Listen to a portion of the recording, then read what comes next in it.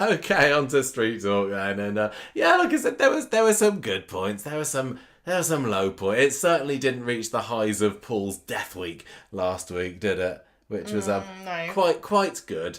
This week there's going to be some talking points, I suppose, but it kind of hinges on how much you really enjoy seeing Swain saying, I'm going to take Joel down this time, hauling him into the station, him saying, you got nothing on me, I'm going to just walk out, and her going, curses. But at least by the end of today's episode, things had moved forward there, and he's been charged at least. I mean, you've been enjoying this story pretty much so far, haven't you? Or is it? Well, we'll talk about it in a minute. Okay, I think the tides are turning. So the Deering Hunter is what's going to start us off tonight. We've got a load of new storyline titles today, Gemma. Starting off with plastic surgery. Plastic? Plastic like surgery.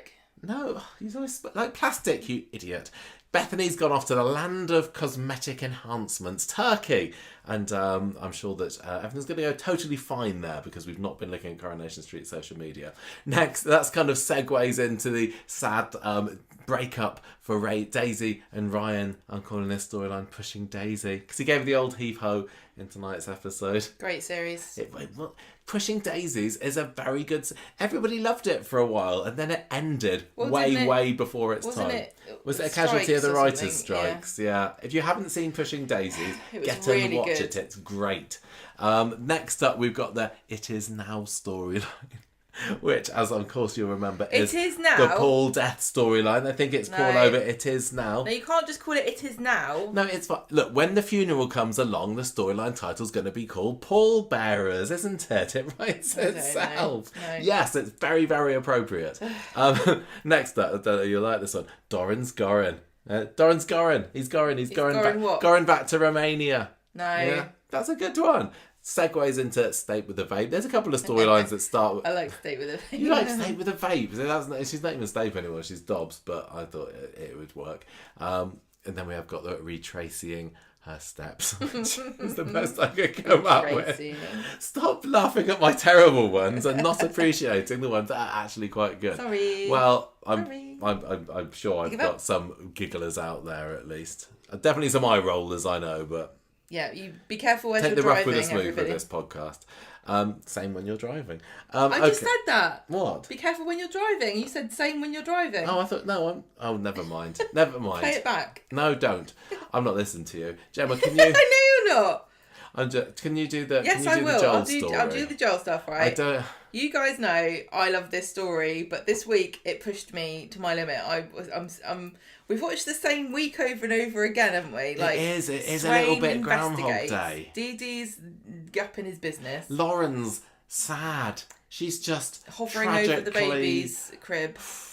Really sad. It is really sad. But We've seen it so much. Well, it's like in a holding pattern. I think with Lauren, it's not just that we've seen her being miserable for weeks on end. It just falls into the exact same pattern of all these other Corrie women that have been miserable for years on end. Well, the thing is about it also is Dee-Dee and Lisa. Yes, that's what you've got to call her, Lisa, because she's being referred to as Lisa in all the dialogue now, just so that we know she is Lisa. Carry on. She and Dee-Dee both have all these scenes where they're like, Joel, I know exactly how to get to you, and I'm going to do it. Don't worry about that. And he's like, uh-oh. And then they try to get him, and he's like, no. Yeah, well... How many times... Like, the empowering... Like, it's supposed to be empowering and cool when they kind of give him a sexy smirk, and they're like, we know something that was going to bring you down, and he's, like, squirming. And it keeps happening, and then they don't get him. I know. Well, even that bit midweek this week where Lisa triumphantly announces to Dee-Dee, I think we've got enough to charge him now. What, Cut again? to the next scene, the interview, and him saying, you're going to charge me? And she's like, I can't charge you. Why? It's really frustrating.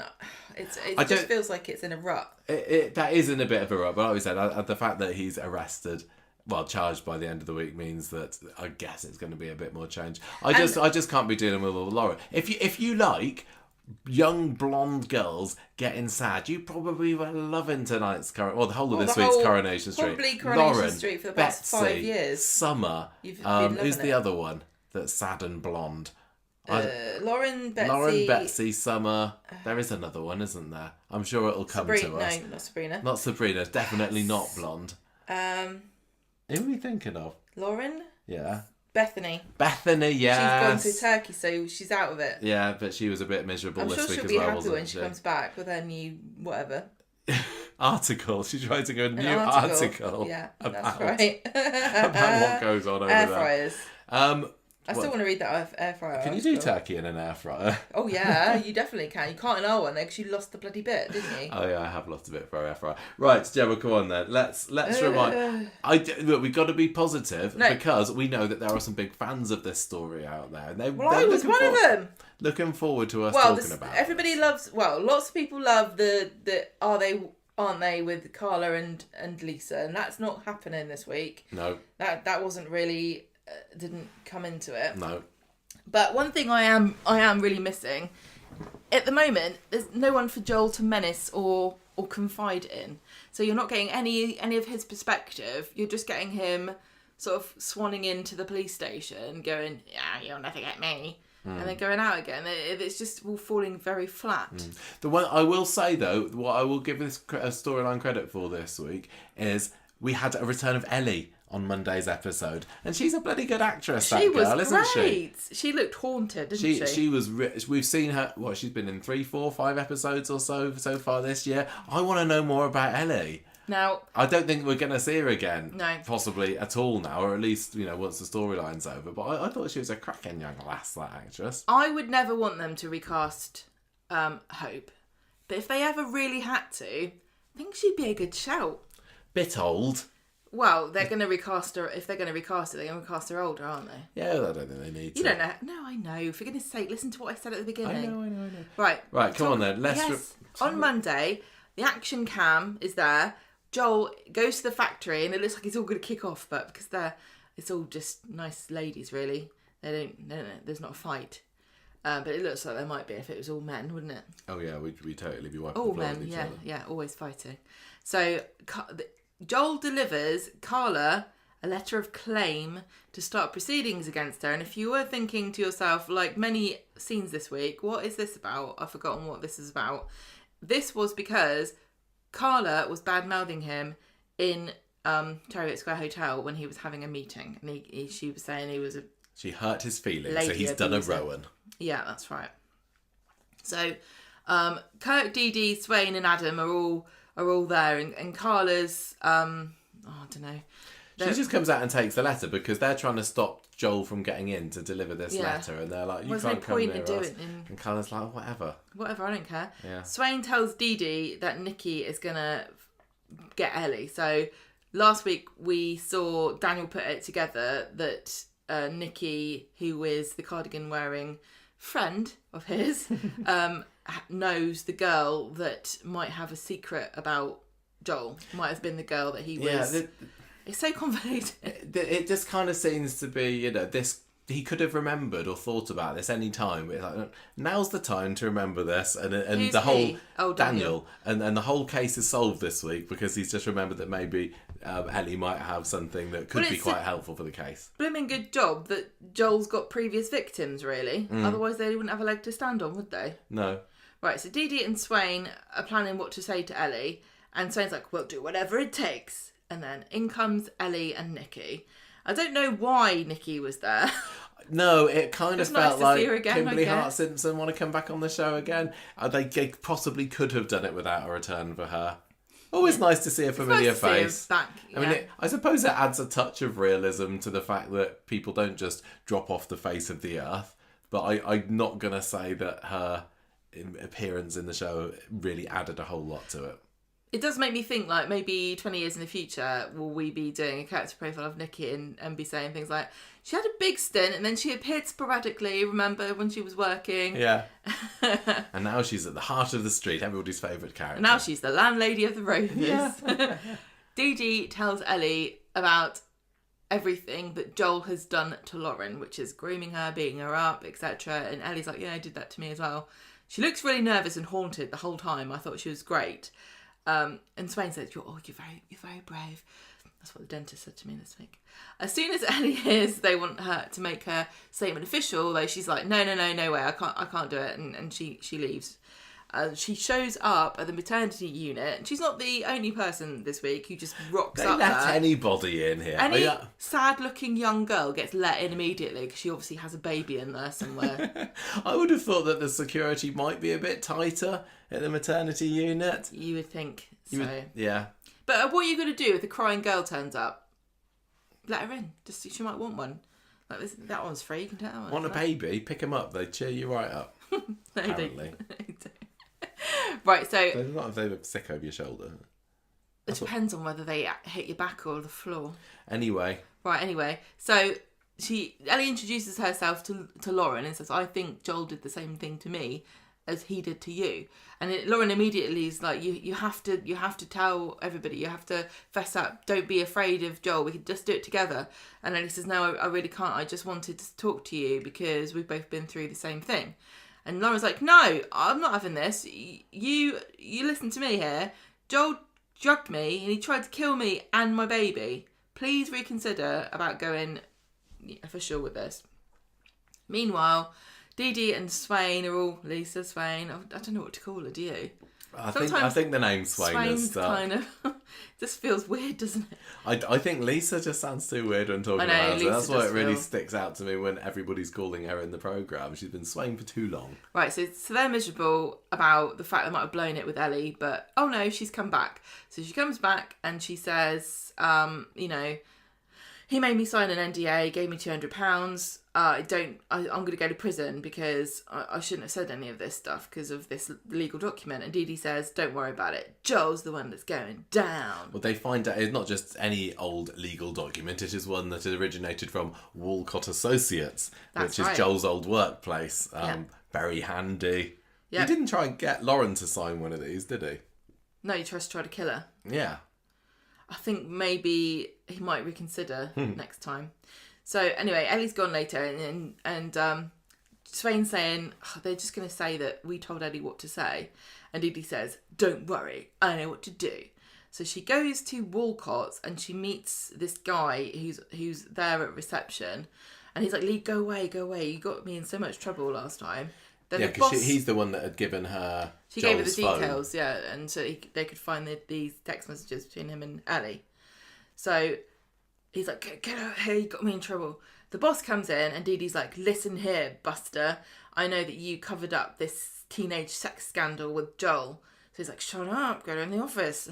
So they go in the office and she's telling him all about everything she knows. And by covering it up and not helping her, this guy, Mr. Walcott, Professor Esquire at law, I guess. What do you call it when you're a lawyer man? He's complicit too. And she says to him, Ellie's willing to speak up about what happened and I'm going to drag you down with him if you don't cooperate. I want all the evidence. And I think the guy just says, no. No, I think she does. Well, I don't remember. Because Dee-Dee brings back some stuff and Swain's like, good work, Dee-Dee. Yeah, but then she's like... We'll make a DC out of you before you know it. What? We don't really need this. They don't talk about it again, do they? No, I don't. Well, she's like, oh, great, you've bought a load of paperwork. That's my favourite thing about being a police officer, looking at bits of paper. Great. Dee-Dee's got a load of paperwork and she's like, I know someone who's really good at filing paperwork. Paul. Oh, Michael. Dad. Filed my best paperwork. Oh. He knew the alphabet forwards, and that was it, because that's all you need. She's getting herself a new flatmate by the end of this week, isn't she? I know, she's... Don't let the grass grow under her, does she, that girl? No. Right, another chance meeting with Dee-Dee and Joel in the street, facing off. Oh my God. He's like, oh, I've been unsuspended now at my firm because all the charges have been dropped against me. This isn't the Walcott's firm, is it? No, it's the whoever other it is he works for now. Swindler and dickface. Dee-Dee and Swain go to the hospital. This is German. It's an old German surname. They go to the hospital and give the good news to Lauren, I suppose. And Swain says, oh, my bosses have let me start investigating again. And Dee-Dee says, this is the beginning of the end of Joel Dorin. Yeah, and everyone... That's what happened. There are lots of people who are like, good. Good. I mean, she's not lying. I wasn't there. I was like, no. She's not lying. By the That's end of the why. week, things had changed, but a lot of... There's so a much lot of this chat, just felt like, just get on with crap. it. Like, cut out all that stuff about her going, I'd take out all the Walcott stuff. Yeah, it just just doesn't silly, feel boring. needed, did it? No, she got a load of paperwork out of it. Mm. They did get the lead for Ellie, but I just kind of feel like Daniel knew that Ellie existed. Did all the paperwork mean know. that Swain could reopen the investigation again? Oh, I don't know. And, you know, would the storyline have made much difference if the case had never been closed? I know. And apart from such a stupid cliche. We've got a few scenes in the last few weeks with Swain going, I'm going to do it even though Costello doesn't let me because I'm a renegade cop. Such a cliche name for a policeman, isn't it? Like, listen here, Swain. No, you listen here, Costello. I'm gonna do justice. I don't care what you say. It just kind of feels to me like they're stringing it out to Yes, get they to really Super are. Soap It Week. feels- It's like yeah. we just They need to don't have pad enough it a little story. bit more. I don't have enough story to And fill we've got this- about... And how many characters does this storyline have? 4, 5? It's like, how many different combinations of characters can we put together saying the same thing? Just imagine Costello in the break room with Kit, and he's going, yeah, what I do, right? I mess with her. I go, 1 week I go, you're off the case, Swain. And then she gets upset. And then next week I'm like, fine, I'll let you reopen the case. And then she gets all happy again. Just, to keep himself Just entertained. just like messing with her, to be honest. His job's really boring. What was going on with Kit this week? Like, he had been very, very absent since Paul's death, hadn't he? He wasn't even there for the death episode. And we got him in one scene in number 5 later today. And then there was a scene, I think, in the police station where Lisa says to him, hey, guess what? We've got some evidence on Joel. But yeah, he seemed like he was only there to make up the numbers, really, this week. Yep. A bit like Mary. She appeared in a couple of scenes this week. One with some glowing shoes, which I'm sure you can imagine what I thought about that. Well, we're not talking about Mary. We're talking about Swain and Lauren and Max. Where's Bobby? I think... Don't say it! If you say his name 3 times... Yeah, especially during Beetlejuice season. We all know. Now, I am starting to think that maybe Joel has killed Bobby and nobody has noticed. Which I think is really sad. And it does prove, you know what they say about a young, blonde, good-looking, white victim? What? They're much more exciting, aren't they? Yeah, it is. I mean, obviously, I'm not complaining, but Bobby is very notable by his absence throughout the whole of this, considering how much he was limpet boy to Lauren back earlier on this year. I think he heard us saying he's not going to get a day out of it and he's just given up. But I will say, what a mistreated character, and I feel really badly for the actor. If he's not in it because of the reaction, I think it's on Corrie for handling it really badly. I don't think so. I just don't think he's needed. I mean, he's never been particularly needed, but now they've realised. He shouldn't have been such an integral part of this story. There were just too many new people in this storyline. Yeah. And Max really is Lauren's bungled. confidant, and he's all that she really needs. We didn't need Bobby. No. Right, so on Wednesday, Max... I think probably if Bobby had been there as well, they wouldn't have been able to help themselves but put a bit of romantic tension or like, you know, Max versus Bobby, and no, I'm Lauren's best friend and I'm gonna be the one that takes her home, and that would have diluted and stretched out the story even more. Well, that's what they want, isn't it? Yeah, it would have been, but I'm just... They're like, no, cut Bobby so we can have more scenes of Costello telling Swain that she's off the case. Right, so on Wednesday... That's, you know, considering we didn't even see Costello this week, he's making an awful lot of appearances. It's my favourite surname we've had for ages on Coronation Street. I still say Spellman is my favourite. Spellman's great. Coronation Street surname at the moment. Summer Spellman is an iconic Coronation Street name. Yeah, shame about the character. So wasted on the character. Although she's not so bad. She's okay. I'm not as down on Summer as I was, say, 2 years ago. It's just the overuse of certain characters can be draining, can't it? There's nothing inherently wrong with Summer, but when you got a year where she's just fainting all over the place for 12 months, you can get tired of her, and this is what we're feeling with. That's what I'm feeling with Lauren. I know that Lauren had many months where she didn't appear this year, but I just feeling like it's the Lauren show, and I'm almost kind of getting there with Dee-Dee. I'm not as mega fan of Dee-Dee anymore. I like her, but I think the shine has gone off a little bit. But I'm sure it'll reset itself once they give her a bit of a breather. Yeah. Yeah. You're saying, oh, I didn't like Summer when she kept fainting all the time, and we're saying that. And we're saying, I didn't like this story because this same thing keeps happening over and over again. I do think the writers seem to go, oh, I've just had a great idea. Why don't we have Swain being told she's off the case and Dee-Dee uncovers some new evidence and then she can bring Joel in for questioning. And then the other writer goes, do you know what? That's a good idea, but do you know what would be even better if we did it twice? And then another one goes, do you know what would be even better than that? If we did it 3 times. Yeah. And then we can go home early. Now, I know that's not what happened, but it's starting to feel that way. I mean, that's not the biggest kind of, I'm going to say, poor execution of plot this week in this story. That was Wednesday, and the sheer and utter confusion surrounding Betsy's secret. Look, I don't blame anybody for trying to tell a story in a different way. And I think it can be really hard to take a step outside of your bubble and see how's this going to be taken to. And I also don't really want them to dumb down the show because they think we're all too thick to understand what's going on. But I did feel like on Wednesday we collectively just derped our way through this story and not understanding what they were trying to tell us, because all the way through the episode, Betsy had a secret, and we, as viewers, I think universally, weren't sure whether we were supposed to know what her secret was or if it was a new revelation. And I think that...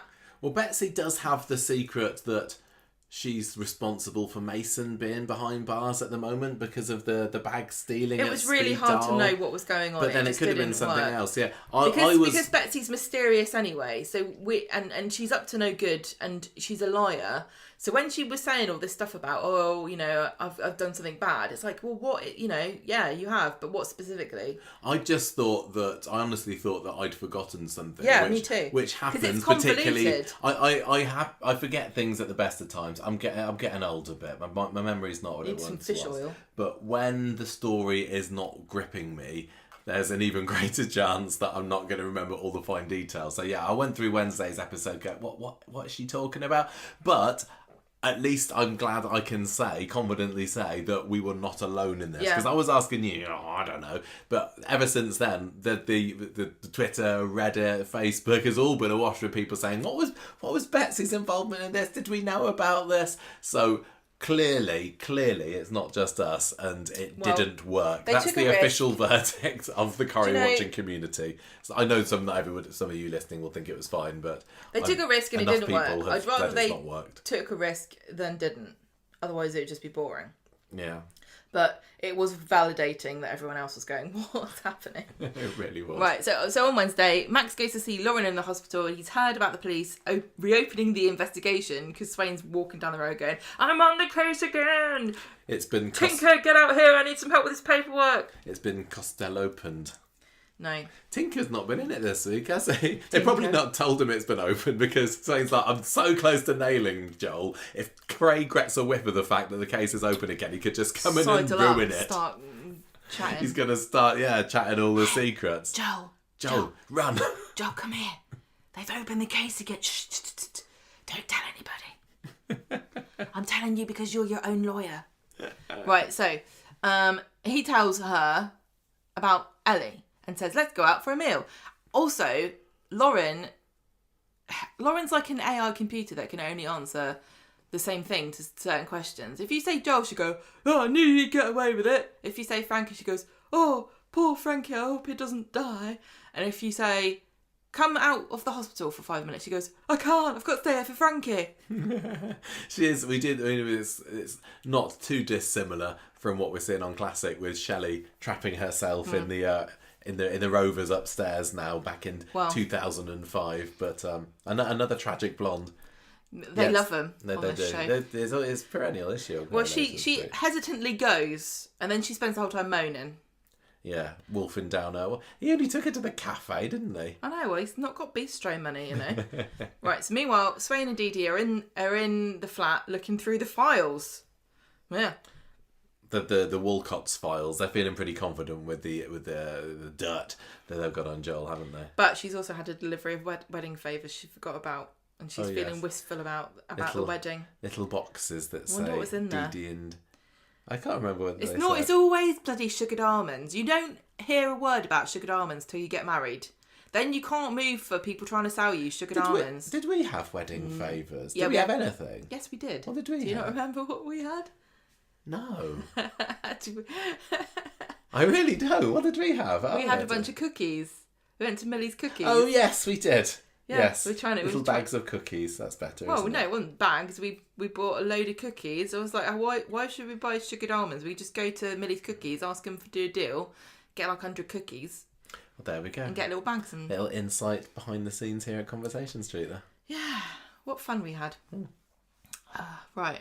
Where are we? Probably didn't even Sabrina have a is either. back next. Yes. For the first time in months. She runs into Betsy at the precinct. She tries to go the other way, but sad. She's seen her.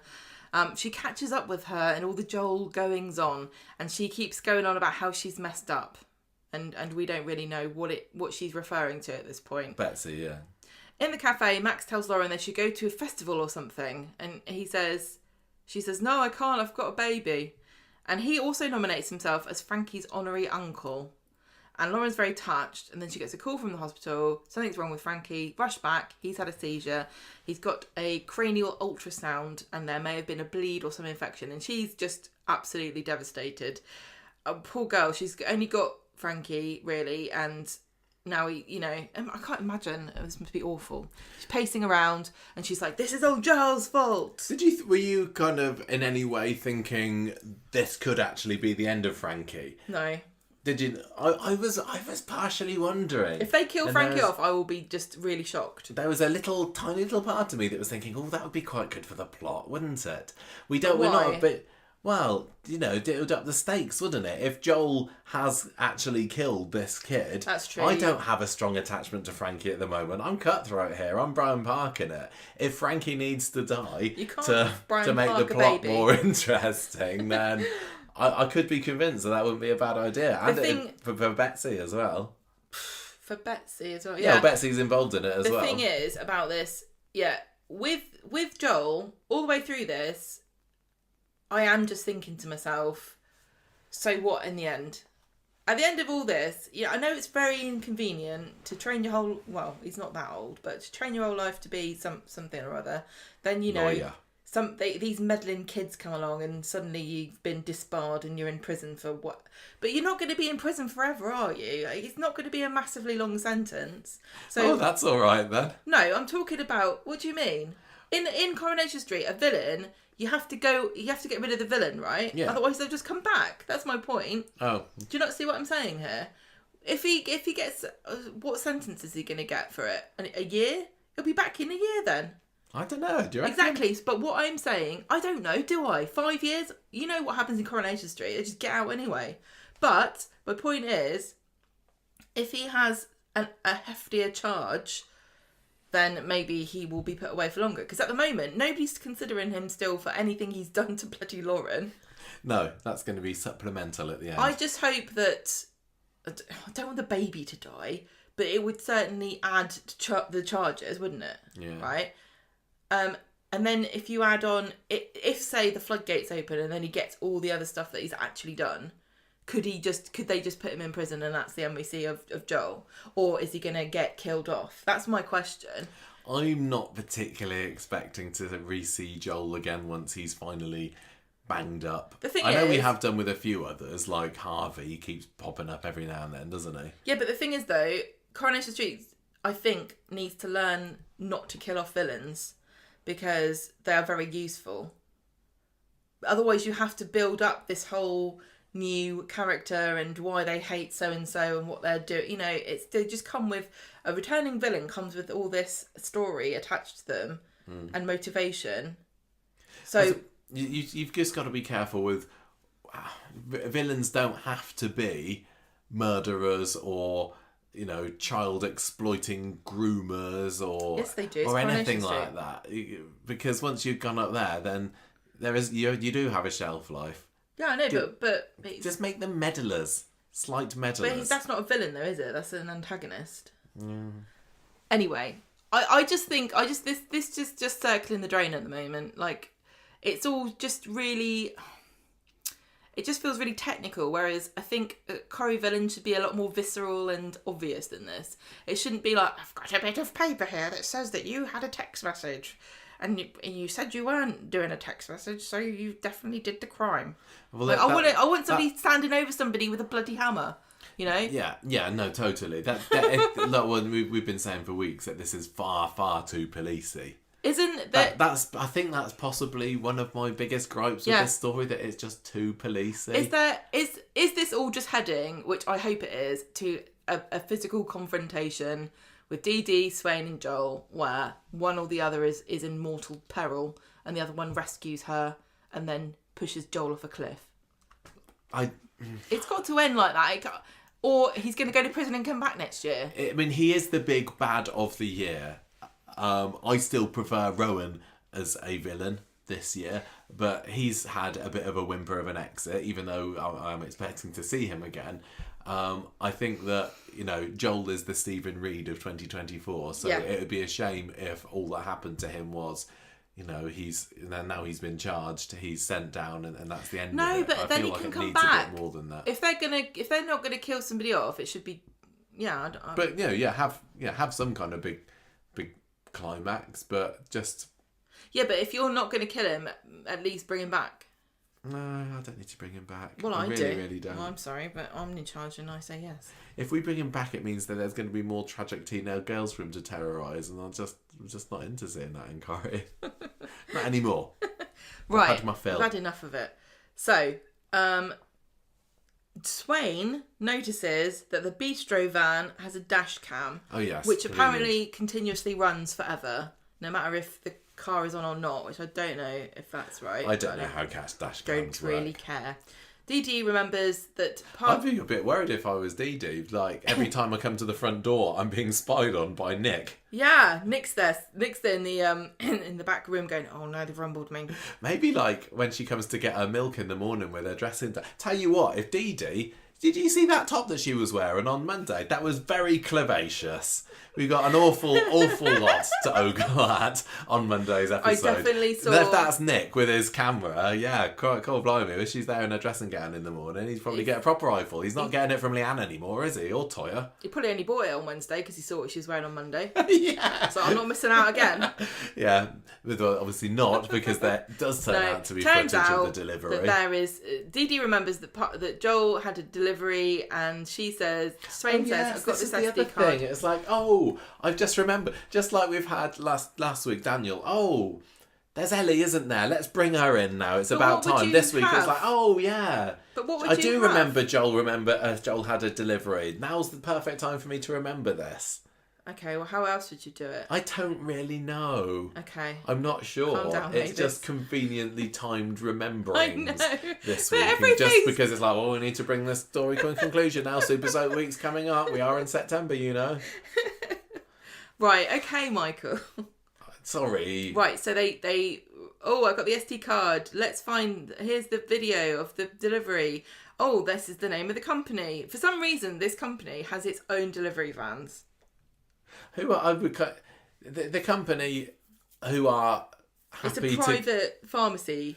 How are happy This to get private pharmacy- pharmacy abortion drugs. This private pharmacy is like the dodgiest company in all of Weatherfield. They've got their own van, which I assume is like full of kidnapped children in the back.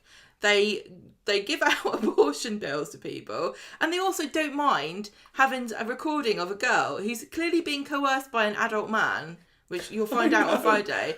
This girl is on the phone going, hello, yeah, please, can I have an abortion pill? And you can hear a man going, yeah, make sure you get the good one. Make sure you get the really strong one. Just use the name E. Smith. Yeah, and the guy on the other end of the phone is like, this is fine, I'm not asking questions. Yeah. I'm not the police. Right, so anyway, that's for Swain's later. working very fast on Wednesday as well, because no sooner has she seen the Vistro van and just happened to notice the dash cam that she's managed to get the SD card from it. And They've looked at the video footage, they found the company, she phones them up, she gets the information, she goes to the station, she looks through her files and she goes, I'm going to get Joel arrested. Meanwhile, we get the test results for Frankie back, and he has suffered a bleed on the brain, but they're not saying, how is this going to turn out?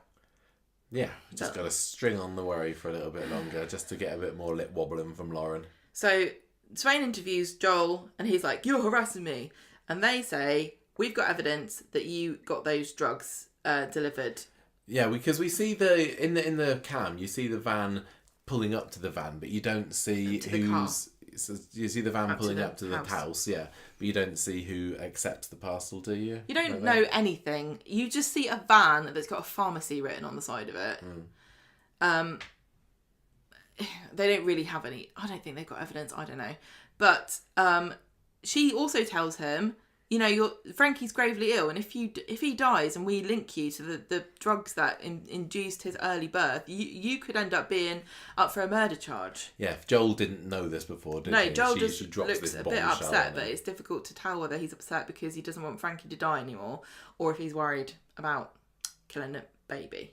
I think he's probably more worried for himself at the moment, yeah. Well, he says, "Look, so this is all speculation. You got no evidence, so charge me or not. Bye." And Swain's like, "Damn, he's good."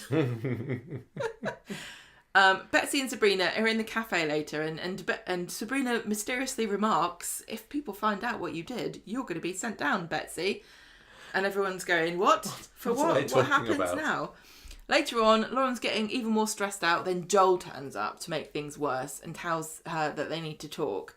And then they have an argument, and a doctor walks in on him telling her that she has tried to kill his son. And this doctor or nurse or whoever she is, she's great. She's like, "Who's this bloke? You don't want him in there? Get out or I'll call security." I know. And she was half his size. Oh, yeah, I was going to say. So he agrees, but says, don't leave Frankie alone with her because she's a murderer. Or attempted one. Swain treats Betsy to a meal at the bistro because there's not enough moody blondes having sad times. Let's double it. They're both just picking at their olives. Well, because Betsy's harbouring this deep, dark secret, isn't she? Which she's just about to reveal to Mummy Dearest when Max comes along and says, "Oh my gosh, you'll never guess what. Frankie's really poorly and it's something to do with Joel and he's in trouble." And we find out that he got pills and Betsy's like, "What? There's somewhere I need to be." So she leaves to go and see a mate. So she then sits in the precinct and she kind of insinuates, but not very clearly, that it's her that's ordered these pills. And Sabrina says, you have to tell your mum. And Betsy says, "I'm too scared." And Sabrina says, "If that baby dies, are you a murderer?" So this was the big moment where we're like, oh, yeah. Yes. It was weird. It's one of those things where all of these people were characters, so you should have seen this happen. I think when you watch characters all the time and they kind of get revealed to have done something without you watching them, it's always a bit confusing because you kind of think that you're seeing all of the significant moments. Yeah, like you say, it's not a bad storyline technique at all. I think it could have worked. Spring a surprise twist on you. I don't really know. This has been planned all along. Why it didn't work? I think maybe it was because Betsy is just a weird liar character, unreliable person that you really don't know what it is that she thinks she's done half the time. So, but I think as well the storylines just had so many little paths it's gone down and so many twists and revelations and cornerings of Joel. Yeah, normally you would certainly not be forgiven. You would be forgiven, for forgetting some of the details. One of the things I don't like about the story is it doesn't feel like you could play along and sort of guess or be involved. There's no way that anyone would have gone, "Oh, what if Betsy's helped him with the pills?" What if there were no Swain clues. finds a dash cam that handily pointed and showed the pharmacy logo on the side of the van, like it's an Argos van for drugs? There was no way for you to have known that information was ever going to be available, which is what makes police procedurals and crime stories interesting. All the way back to the tradition of like Agatha Christie's and things. The idea of these stories is that they're littered with clues that you're invited to put together to solve the mystery yourself. or follow the crumbs and see whether the police officer can find enough evidence to get the criminal. But here, it just seems to be... it is made up as it goes along, and it kind of shows. But this clearly wasn't. This must have always been the plan. It's all made up as it goes along. That's the point. This was always the plan, that it was fictional. going to be Betsy, but they didn't drop any clues that we can go back to. Nobody was going, oh, I guessed it. And I guess sometimes Corey maybe gets annoyed about people guessing stuff, but I don't think that's a good way to approach it, because that's what they want. They want engagement. They want people talking about it, and unless there's something to talk about, the only thing people were saying on Wednesday was what happened there. Maybe this was just Coronation Street's attempt to get people talking about the show once it's finished. So we're not going to explain it this week. You can work it out for yourself. Work it out yourself. You're so bloody clever, you bunch of nerds.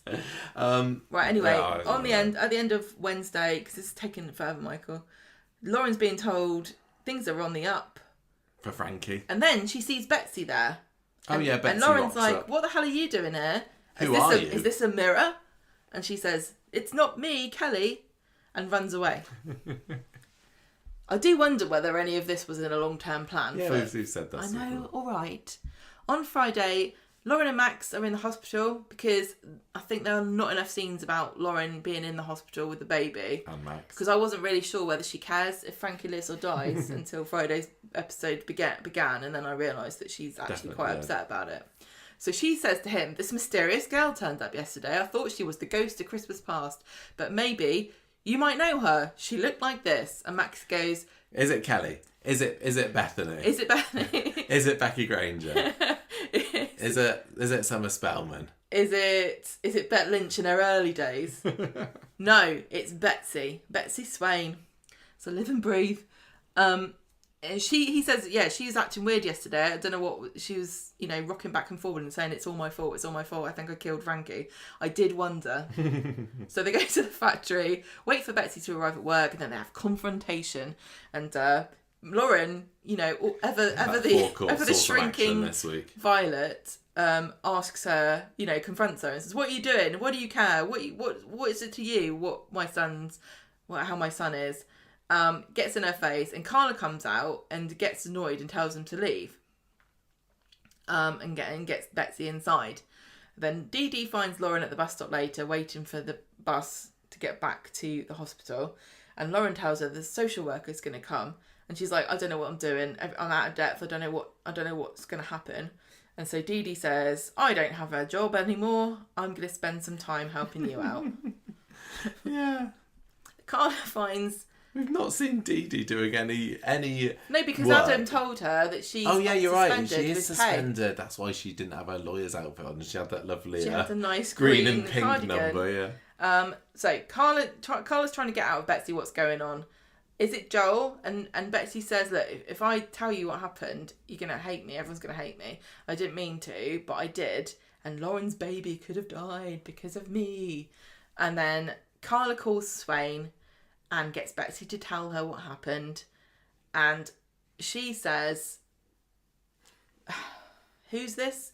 Joel did it." Right. You gotta pretend you're not reading notes. Betsy says, I think Frankie's poorly. I went to go and see him. Joel did it. He's the one who hurt him, and he got me to help him. Yes. Joel, and then we find out Joel made her ring up the health clinic and pretend she wanted an abortion so she could get the drugs. And he said it was for a client of his.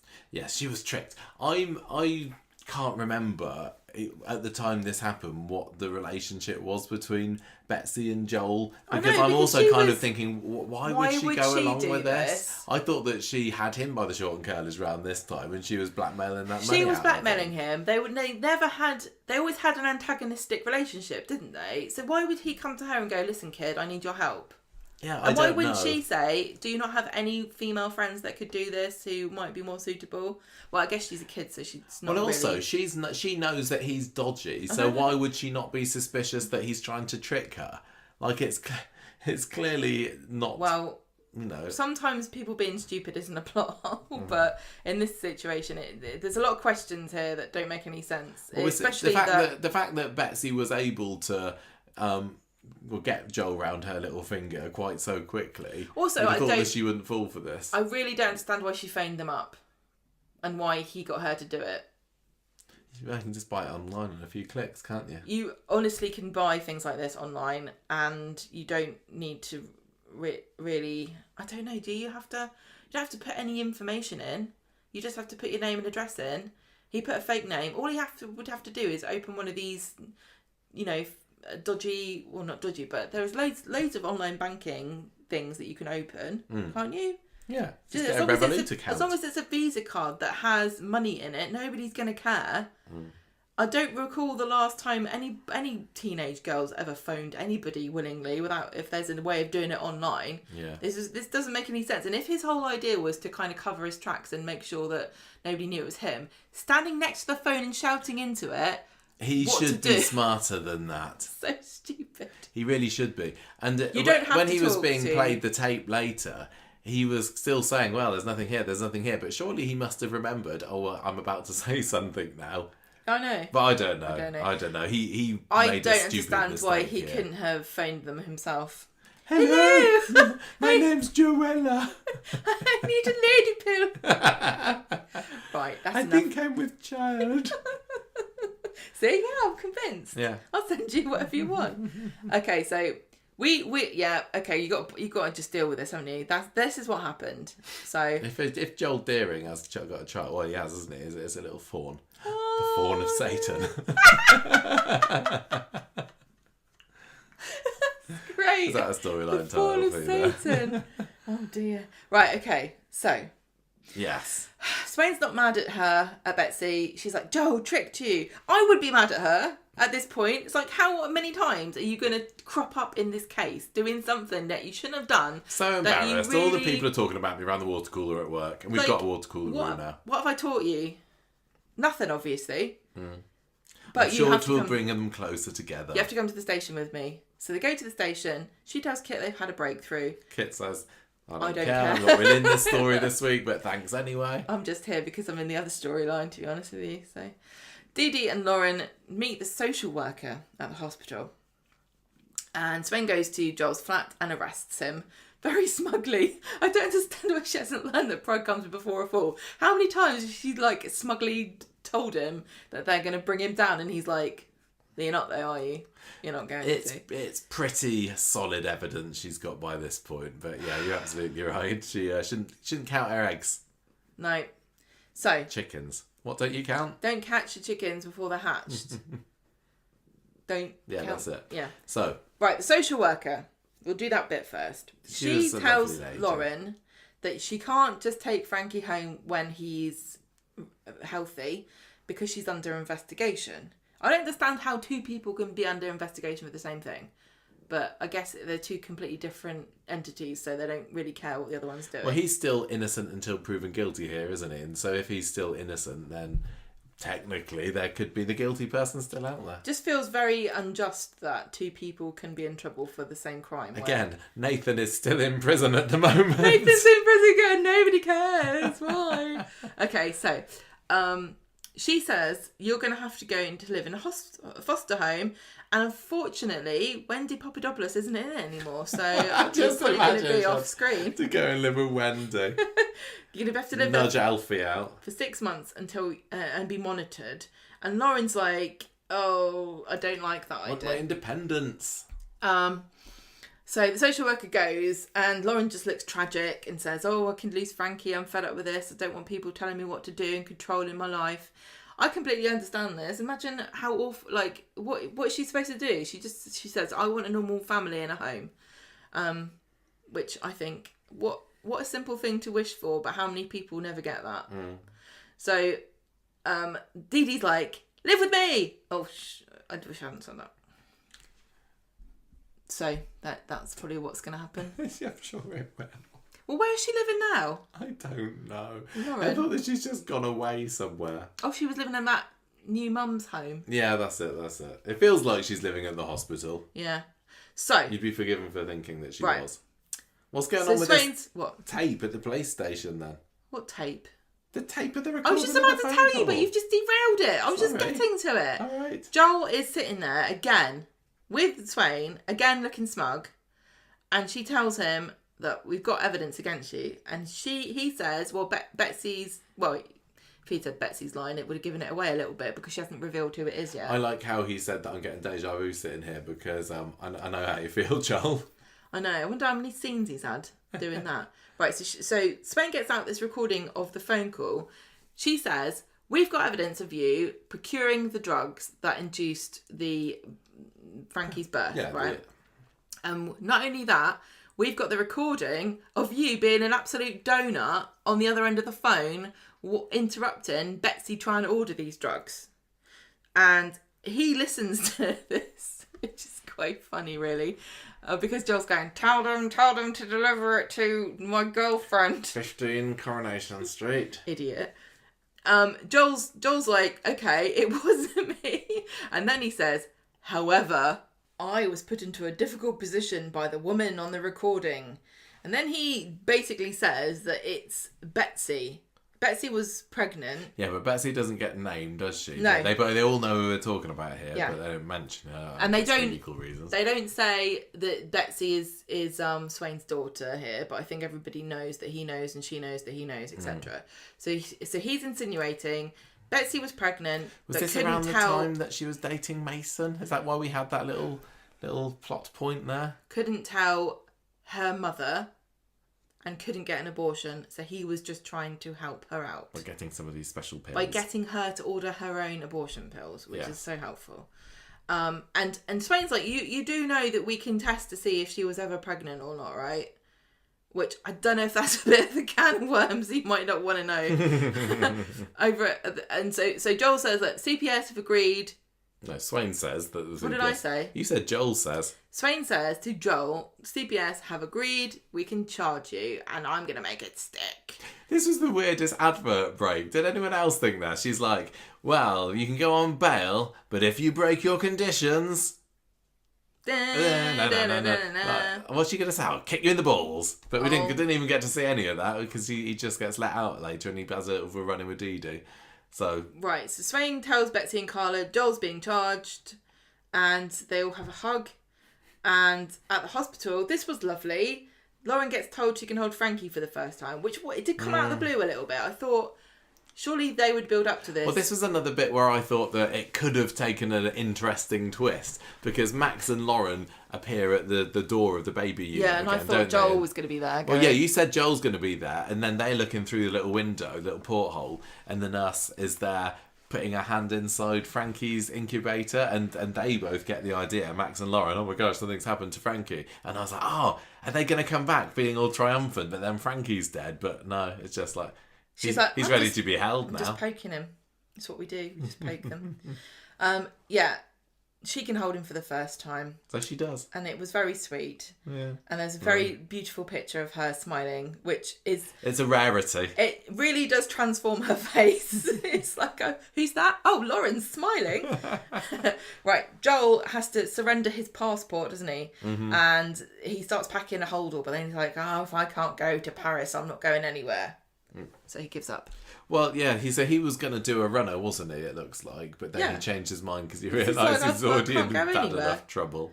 Right, so Dee-Dee comes visiting to Lauren and tells her Joel's been charged. And this, so far it's just the drugs, but more will follow.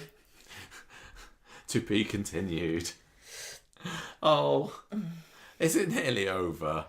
I'm sorry for all the people that love this storyline, but it is going on a bit, isn't it? It is just a tad. I've got nothing else to say about it. We've talked about it all the way through. Performances were fine, a few interesting twists. But yeah, it's just kind of left me a little bit cold. Should we just move on to the next story? Should we find out about what's going on with old Bethany and her plastic surgery? Stick surgery, I mean. New story at least, which it feels a little while since we've had a new story starting up on Coronation Street, so it had that going for it. Bethany mileage may vary on how much you can tolerate her, but she's disappeared off to Turkey for a little bit by the end of the week, and this all starts off with Debbie finding her in the pub with a slightly bonkers but exciting proposal. How would you fancy going to Turkey for me. So this drove me mad. why? All the way through, because I was like, to do what? So I'm not. So she's going to meet the CEO of a plastic surgery company or something like that, and they want a journalist to go out there for a week because another one's out to pull out, and they just want her to write about what's going on and what they do there. And Now, I've done press trips where I've gone somewhere, it's all been paid for, and I have to write about something, but it's because I work for a magazine, and therefore the piece is going to be placed in the magazine. So I was listening to this going, this doesn't make any sense because she doesn't have a publication. She's a freelancer. It wouldn't be the company that would be employing her. It would be the editor of a publication. But then later on, it turns out she's writing an advertorial, which you can't write unless you work for a magazine. So really, she's just gone there to do some PR or copywriting. They didn't really explain this. They said about 5 different things. And it's not like this is a really difficult thing for people to understand or something that couldn't be explained very simply, but they just kind of like hashed around it, and it was really winding me up. Well, Bethany's tempted by this, but she has promised herself already that she wouldn't do any promotional pieces because she wants to be a hashtag serious journalist. But, Whatever. When the wolves come knocking at your door, sometimes you Wolves got to don't knock. Scratch it. They just eat your face off. So Bethany tells Daniel about this. Bethany is I hate her so much now. She's so arrogant. She thinks she's so much better than everybody else. I know. And then, like, what was she... Like, I still keep going on. I know keep going on about this air fryer bit that she was writing. What makes that better than get an all expenses paid trip to Turkey for a week to talk about plastic surgery? What's the difference? Yeah, she just can't bear to lower herself to I write. know. Honestly, take whatever offer you got. She's just been... Look, what is she... How is she earning money here? I'm not saying that you shouldn't have morals, because I definitely agree. Like, you should. You should have your own standards and you can set whatever you want, but be consistent with yourself. What are you doing? Anyway, look, she tells Daniel about this, and he's like, well, beggars can't be choosers. Take it up, lady. And you might even get a good story out of it as well. So she phones up Debbie. She's convinced, says, yes, please. The point Daniel is making that Bethany couldn't see, because, again, Bethany can't spot a story unless it's hitting her over the head. She's missed so many scoops living on this street. It's ridiculous. I know, she's in the prime position. She's not got any of these stories, but he's pointing out to her, like, look, really, you could go and do this puff piece, write about this place, give them their words. Really, as far as it seems like she'll be writing for a website like, go to Turkey and get your face done. I mean, what else do you need to say? But come back and then write an expose about how weird it is for, I don't know, whatever magazine will pay you for it. Yeah, that's what he's saying. One of Brent's. Yeah. What's it called? New Face. New Face magazine. Anyway, look, so Bethany said yes please to Daisy. Then there was a funny... Debbie, sorry. Then she sees this... Then there's a scene with... I can't remember what this was about now. Daisy and Daniel have a bit of a hug, and Bethany's there in the foreground going, grrr. I'm a bit worried about the stability of my relationship with Mr. Osborne. Well, Daniel is hugging Daisy because he's giving the child... Oh, Bertie. Look after the child. Oh, yeah, it was that, wasn't it? This is the kind of the storyline that interweaves with Bethany bogging off to Turkey this week. The growing relationship between Daniel and Daisy again. Because then he says, Bethany's like, why were you hugging Daisy? And he said, because she had to get Bertie because he was sick. Yeah, that's right. So she gets a bit miffed off. I mean, I think that Bethany was in the right to feel a little bit insecure about this, don't you? Yes. And also, why is he still asking her, Daisy, to look after Bertie? Well, Bethany couldn't do it because it's the thing. Because she's too busy tapping away at a typewriter. It's hard because Daisy and Bertie did have some kind of bond. It wasn't like, she was living there for the best part of a year or two, wasn't she? So she is, as far as Bertie's concerned, still, a bit... Did he call her mummy at one point? I kind of got vague memories of that. So... Poor kid. It's nice that I think it's nice that she's still involved, but giving her a big hug in the middle of the street. I mean, he doesn't know just how insecure Bethany's feeling about herself at the moment, because that's been sprung out of nowhere. But then I suppose we haven't seen a whole lot of Bethany recently anyway. Well, Bethany, but you don't just go hugging your ex right in front of your girlfriend's face. That's just rubbing it in. If you think about Bethany's situation, she has got a lot to feel insecure about, really. Because her career's not going well and her boyfriend's hugging people, and, you know, she thought she was going to be in London writing all the pieces about important stuff, and there she is she basically is looking on Facebook all day long, not doing any work at all. I don't understand how she's paying her bills. Yeah, well, exactly. Anyway, there's a few scenes on Monday's episode that are used to maybe... They're joking about plastic surgery, aren't they? I think it was Mondays where we had Daisy standing in front of them in the booth going, oh, maybe I'd have a bit of a tummy tuck or my face done. And then Daniel at the end of the episode as well is saying, oh yeah, maybe I'd have things done. And I think it's kind of getting Bethany thinking, oh, maybe, especially if she's feeling insecure about Daniel, do I want to get something done as well? Yeah. I saw a lot of people saying, I think that Daisy should have gone because she's an influencer and she would have done, you know, she wanted to get it done and she would be better. But there's definitely a difference between an influencer and a journalist. But also there's a difference between an influencer, a journalist and a copywriter and a PR person. But I don't know what they want over there. Wednesday's episodes there, we get another big thing of... Daisy looking after Bertie, don't we? Bethany wants Daniel to take her to the airport, and that only works if Daisy looks after the kid. So she comes back. She's been off looking for a swim. Why does she need Daniel to take her to the airport? It's like half an hour away. But just it's half an hour see away. Each other Say for a week. Goodbye. If you were going on a flight somewhere, I'd want you to come with me. I'd want to come with you. Michael, I've been to Japan by myself 3 times. How many times did you come to the airport with me? Probably all 3 of them. No, you didn't. You didn't come once. Didn't I? No. Well, I was probably at work or something. I don't You're talking remember. absolute nonsense. Well, I would now. That was the old me. Anyway, if he wants to go and see her off, there's no harm in that. So, yes, there is harm in that if you've got a kid and you have to make somebody else look after him for you. Anyway, look, she's gone swimsuit shopping later, but hasn't found anything good because she's now really insecure about all of her curvy bits that she's got. Oh, yeah, Bethany. Oh, what a heifer. Yeah, I know. So, but I think, you know, if you're Bethany... And then you got Daisy flaunting her bits and pieces in the pub. And Daisy's there going, oh, I'd have this taken in and that put out. And yeah, because Bethany's worried that Daisy's going to be stealing Daniel back. And she knows that Daisy's beautiful and really confident as well. Yeah. So it makes sense here that she's got a bit of body insecurity. But it has kind of sprung out of nowhere a little bit for the purposes of this story. I don't know whether this was supposed to be, part of the story, but we can say it was. But she has been spending a lot of time on social media looking at stuff, and nobody uploads a picture of themselves unless they're trying to convince you that they're #honest and #real or whatever. Nobody's uploading cellulite pictures and flabby stomach stuff. Everybody's filtered to within an inch of their lives.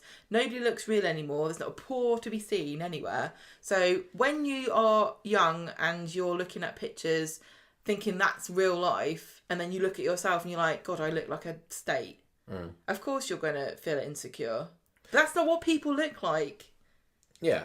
I still think it's kind of sprung out of nowhere a little bit, and I think Michael, if the journey of this story had been over many months, Bethany was starting to feel a little bit worried, it would have maybe not felt quite so quick. The reality of being a young girl or any kind of woman in this world is that doesn't need to be any build up to insecurity. You live constantly with insecurity. Day in and day out, you're told that you're not good enough. You're not thin enough. Your face isn't nice enough. Your hair is not long enough. You don't need to build up to it. It's just there. And I'm telling you, that's the fact. There are very few women who do not feel pressured about how they look constantly from everywhere. Anyway, look, all we get the rest of that episode is Bethany and Daniel having a bit of a tiff about, I can't remember what. And then he goes back to the Rovers to collect Bertie from Daisy after dropping Bethany off at the airport, and he's just getting very, very pally with his ex, and even Ryan's there kind of looking at them going, hang on, I am in the room. I know. And that then builds up into this big breakup on Friday between the pair of them. Carla and Ryan are talking at the beginning of the episode about why haven't you moved in with Daisy yet, because he's brought this up before and she's just trying to put him off, saying, oh yeah, I don't know, we're not really ready yet, and he's making out that he's okay with it, but you can tell he's not really. So Daisy finds him sulking in the back room of the pub later, and he's like, oh, I miss just having quality time with me and you, maybe, you know, if I moved in with you, maybe we could have it. And she's totally not interested in this. I felt so bad for Ryan. She really was not getting it. She wasn't trying very hard at all to hide the fact that she's not feeling this relationship She whatsoever. wants her cake and eat it too, doesn't she? She's like, I want to be in a relationship with you and I do love you, but I don't really care about you that much. Yeah, she's just he tries to have a sensible conversation with her about it, and she's just too busy saying, "Oh look, here's Bertie's teddy, Mr. Snuggles, or whatever he's called that I found." And he says, "Look, do you still have feelings for Daniel?" And she's like, "Oh, don't be daft." It carries on in the pub, and she's like, "Look, honestly, I wouldn't cheat on you, I promise." He is not convinced in the slightest by this. So this then leads up to the breakup scene in the back of the Rovers again later, and he's like, I believe that you love me, I just think you love Daniel more.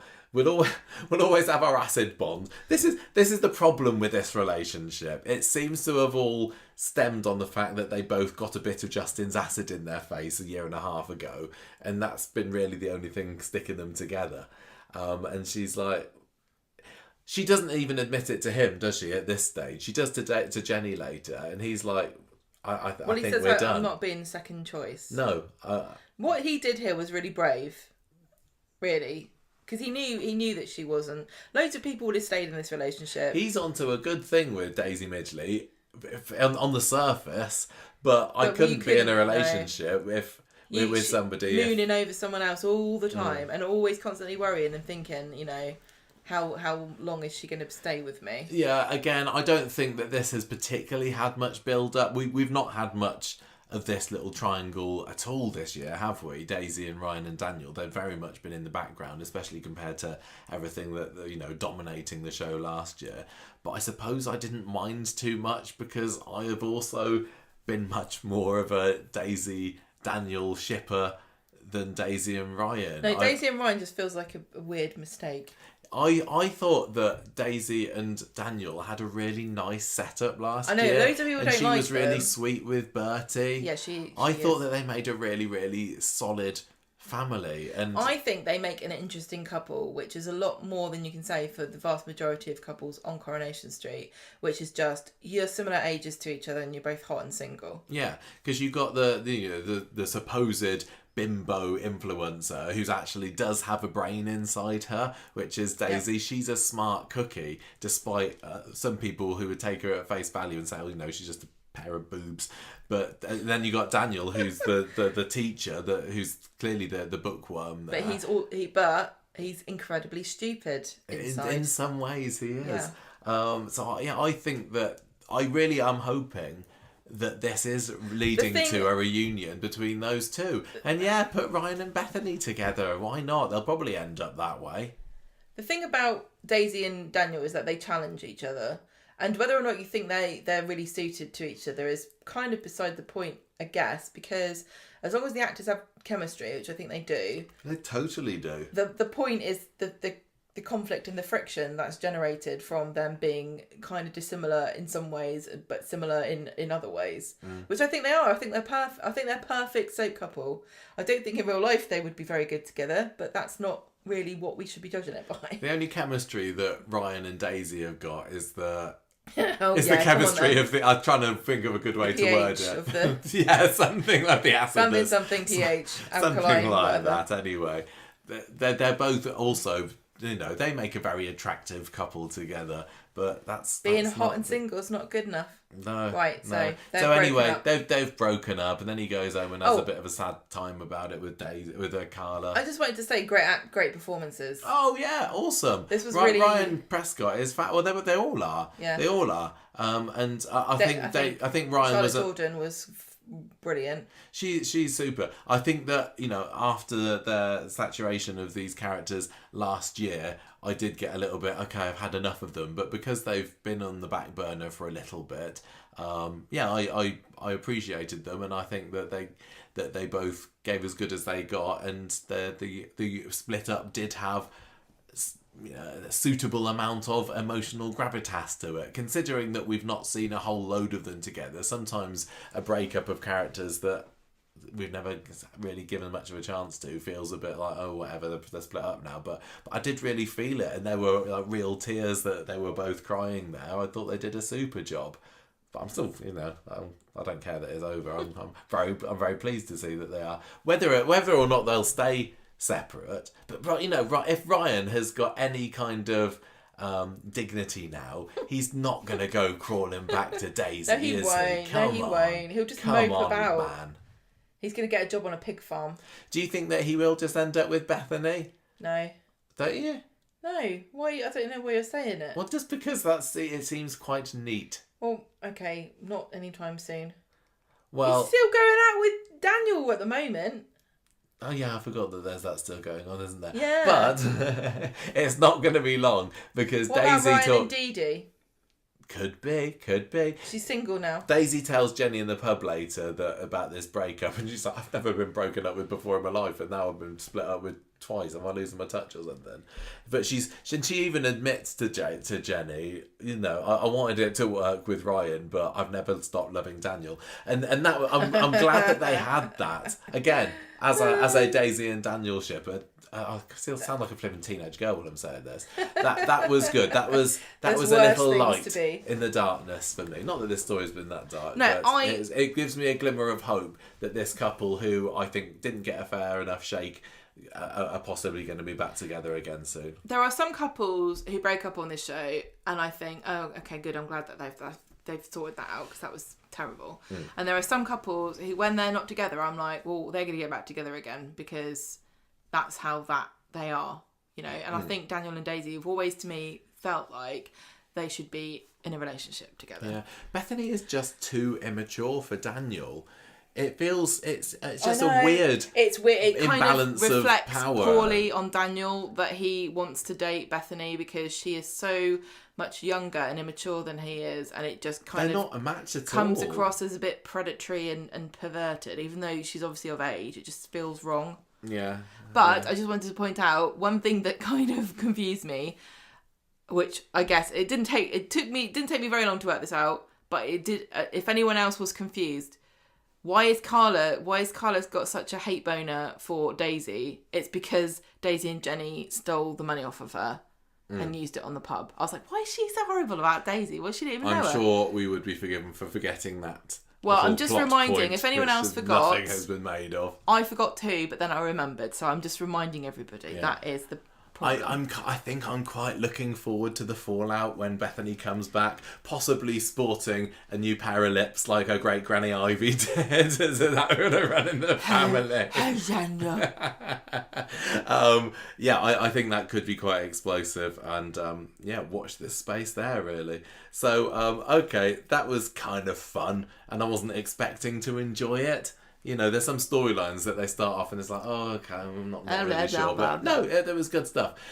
Gemma, sad times again. Now, I've got opinions on this story, and it feels like the next one, and it feels like the internet disagrees with me. And it all revolves around what kind of funeral Paul should have. So, what's the next one? This is it. You said I've got this. Yeah, the next one that we're about to do.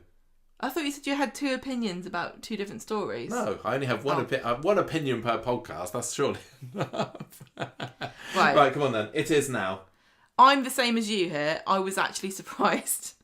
Good. I was like, this is clearly... It's a shame. I mean, in a way, have us being on different sides of this could make more interesting discussion, but as everybody knows, I can't win an argument with you, ever. Yes, so... you can. You get your way. Oh no, I can't. Right, come on, let's run through what happened here then. Right. So are we 2 weeks out? Is this This is the second. I mean, no, this is only 2 episodes after.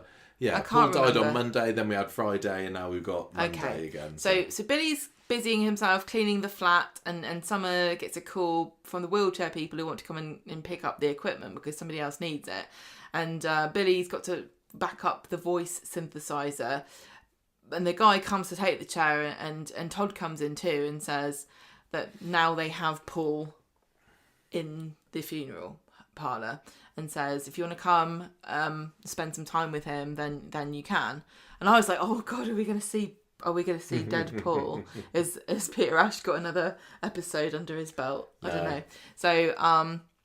So Billy's just really upset. He goes to Shuttleworth's after having been with Paul's body remains, and says thank you to Todd. And Summer and Billy are left alone in the empty flat, and Summer says, I'm just trying to think what would Paul want us to do, and it gets me through. Yeah, so the Monday's episode was just a bit of a warm up to the drama of Wednesday. It's just everybody is understandably sad. Everyone's sad on Monday. Yeah. So on Wednesday, Summer talks to Billy about Bernie and that they've got to go to the Undertaker's later, and he's worried that Bernie's gonna push for what he says a load of old hippies getting off their faces on acid. Don't mention acid, it's very triggering Rude. to Ryan and Daisy. Get off your face on acid, how could you be so insensitive? Well, Ryan's had his face off because of acid. So Summer understands, but says, look, Bernie's wishes are important because she is his mum. I can't understand why George and Todd don't have any strategies for helping people come to... This can't be uncommon, and he'd even say this happens all the time. I know. When they had Billy on one side of the room, Bernie on the other, Todd was there with his tin of biscuits, and George was just like going, what do I do now? I know. Surely this is not an uncommon happening. But I guess maybe also, it's because they're neighbours and friends, and that's what makes it super awkward. But also, who do I take sides with here? You don't want to be the Undertaker that's like, oh yeah, they steamrolled me into this, that, or the other thing. I didn't enjoy this because it made me really dislike Bernie. I said about the Friday episode last week that Paul's barely taken his last breath and everyone's at each other's throats, and I just didn't appreciate it. I would have preferred just a bit of a mourning, a bit of like what we got with the pillow. On Friday's episode, just a bit of kind of nice. So I didn't enjoy this. In case you didn't realise, Bernie and Billy do have different opinions. You'd have think about how they think they should honour the memory of Paul. So, we saw that last week, didn't we? Because Bernie went round by herself with all this clippings of random. Yeah, it was kind of all set up to maybe look like Billy and Bernie were going to come to some harmonious decision about let's do a bit of compromise. Both. Yeah, exactly. But no, what we got was the pair of them. It wasn't... there were a lot of people online that seemed to be completely on Bernie's side here. But what I get out of this scene was Billy was there, he had his Bible and he got his verses ready, and he was willing to... he wasn't backing down. He wanted to have a proper Christian funeral. Well, of course he did. Who can blame him? I know. Like, how dare them? How dare the Archbishop? But he wasn't Archdeacon. He wasn't having a go at Bernie. He was just standing firm to his beliefs and what he honestly thought that Paul would have wanted. Bernie was just vile. I think she's in the wrong here, and I know that this is not a popular opinion. But she's not listening to anything that Billy's trying to tell her about how Paul may have changed.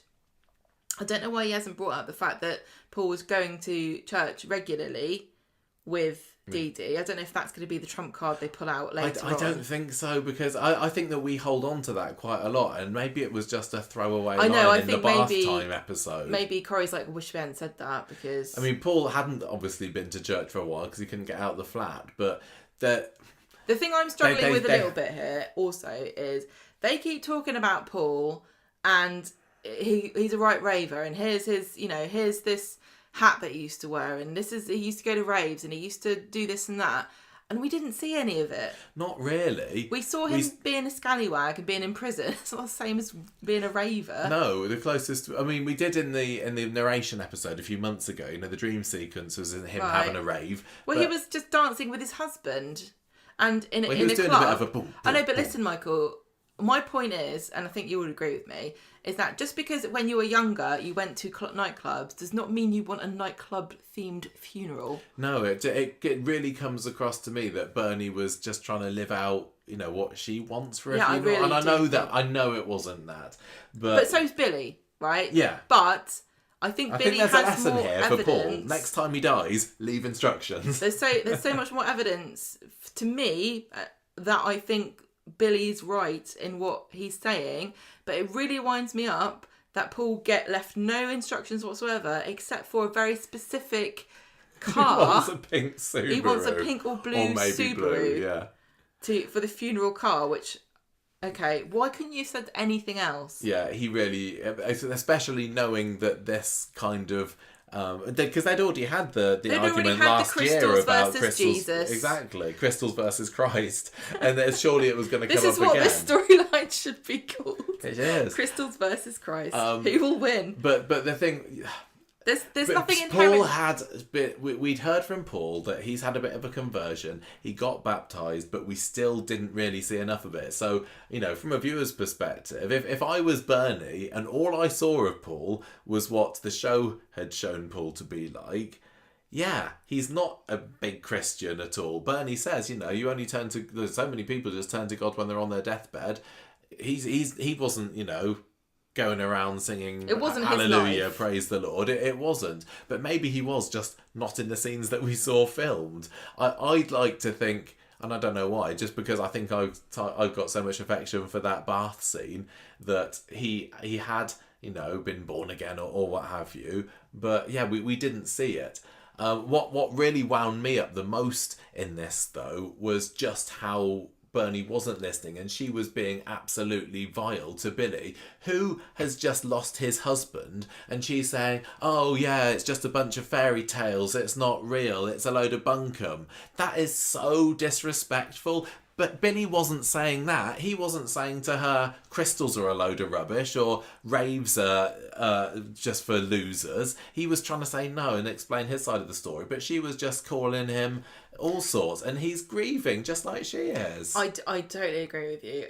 He did say that he thinks... Billy did say, I'm worried Bernie wants the funeral to be an excuse for a load of old hippies to get other faces on acid. But he didn't say that to Bernie. I don't think he did. He said it to Summer. And he wasn't really wrong. He was just very rude in what he said, but he hasn't been rude to Bernie. Bernie has been very rude to him, and I do think she's displaying the sort of zealot-like, holier-than-thou attitude that she's accusing Billy of having. Because she's completely stuck in her way and she's absolutely not listening at all, and she's kind of saying that there's some kind of moral deficiency in what Billy's saying. And I've seen a lot of people online who do seem to be, not everybody, but a lot of people are using their hatred of religion and specifically Christianity to bash Billy and what he wants this funeral to be. And I know that some people have got very good reason to not like religion. I'm not having an argument about that. What I am saying is, it's not really Billy's fault, and Billy is entitled, as is Bernie, to his belief system. The question is, what would Paul want? And neither of them are really listening to each other about what it is they think that Paul wanted. And I think that there is a right answer here. I think it's more on the Billy side of things than the Bernie side, but I do think Bernie's not wrong in saying that some elements that she thinks should be involved should be included, right? But the other thing I also want to say is, from the other perspective, because we're very much on Billy's side here, I cannot imagine how alienating and distressing it would be to go to a funeral for my son in a place that was just alien to me, in a things that I associate with bad times in my life, or beliefs that aren't my beliefs. I mean, Bernie would be actually quite traumatizing. Bernie did cleaning work at the church for a little bit, so it's not like she thinks that she's going to turn into a pillar of salt. No, but it's not comforting, door. is it? When you're grieving, you want comfort and familiarity, and Bernie's not a churchy person. She doesn't think that Paul was. I just think there is a case to be said for compromise, but I genuinely think that the best thing is to have 2 different services, and I don't see why they did it for the wedding. I don't see why they can't do that, because at a certain point, if you compromise too much, it becomes not the thing that you want. I suppose and it's having 2 funerals is not. It's not like one invalidates the other, is it? I suppose it's a case of where he gets buried, though. Does he get buried in the church? They're not arguing about where he gets buried. That hasn't come up once. Yeah, it's just the. Well, I guess maybe did Bernie say she wanted to scatter him somewhere? She spoke about. She probably wants to have him ground up and put into a pair of Mary's light-up shoes, so he can he can just be a disco forever on her feet. I don't know. I'm not sure. I think that it does make sense that the pair of them have got different ideas about what the funeral should be. It's but just I wish really sad that they can't. I wish that they'd have sat down and had a heart-to-heart talk about it. One of the things that Paul said was like, please don't argue. Yeah, and what we saw last week, Bernie being such a strong character when Paul was on his deathbed, and how kind she was to Billy, kind of letting him say his thing over the phone while Paul was dead. She was calling him Bill, and she was lovely to him, and to go from that to calling him all sorts only a week later, it just didn't ring true. So I think that having them just get together and say, look, you want this, I want this, and it wouldn't have made, there's a lot of drama and characters having slanging matches with Todd and his biscuit in the centre, but I would have preferred the character moment that would have come out of just a pure dialogue scene, which I know that both of those actors would have done brilliantly. There's still plenty of time for that to happen. I'm just waiting for Bernie to kind of turn around to Billy and say, well, you know what? He was dead when you were speaking on the phone. Maybe that's what will happen. This is the way it's to me that she's going at the moment, and that would be bang out of order. Can I just say, I think we've been talking about, Billy's...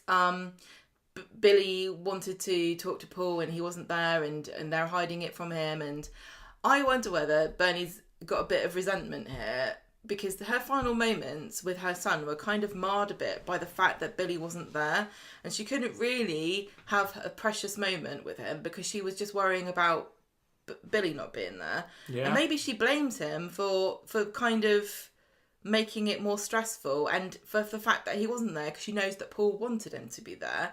And another part of me wonders whether she's in a little bit of denial that her son had a life that she didn't really fully understand, because she's very close with her family and it means a lot to her. Kit's come back from being estranged for her, and she doesn't know him at all. But one thing she does think she knows is her 2 kids that she's very close to. So when Billy comes to her and says, actually, this is what Paul wanted, she's being super defensive because all she's got is how close she was with Paul. If she doesn't have that and she doesn't really know him, then what on earth has she got left? Yeah, exactly. So they're both really stuck here because, Bernie's got a lot... Maybe those are the reasons, apart from the fact that she truly believes, and what I said before about feeling alienated in the church. But Billy, on the other hand, is genuinely, I think, blindsided a bit by this, because he's an archdeacon who was married to his religious husband, who was baptised and had a church. Yeah, he's going to think, well, of course he's going to have... I don't think Billy's in the wrong here at all to just go... I mean, how many times has he done a funeral? Hundreds and hundreds of them. Why would this one be any different? Yeah. Why would he compromise on something so important to him, which is his religion, and the most important person in his life, which is Paul? And people will say, well, he's not working there at the church at the moment, and he's hardly been, whiter than white. He's shooting up drugs in the church. Yeah, of course. And he lambasted the Church of England on radio last year. Who hasn't? But it doesn't. His faith was still strong throughout all of that. He's not wavered in that. No, he's never said, "Oh, I think I'm having a wobble." No, I don't think so. Not recently. And lots of people of faith do it at some point.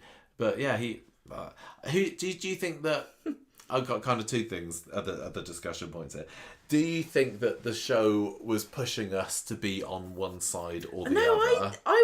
Right, go on, next question. The other one was, do you think that the husband or the parent... Oh, this is a good question. ...has got more rights as who's got the veto? So this whole story is super frustrating, and I kind of wish they hadn't done it, but at the same time, what a great rich seam of discussion we have uncovered. Listeners, can you tell that we're more interested in this storyline than what Joel's getting up to this week? But Although I did have a dream about Swain the other day, so she's clearly on my mind. I dreamt that I was bagging up charity clothes with no, it wasn't with Emily Bishop, it was Eileen Derbyshire. She was out of character.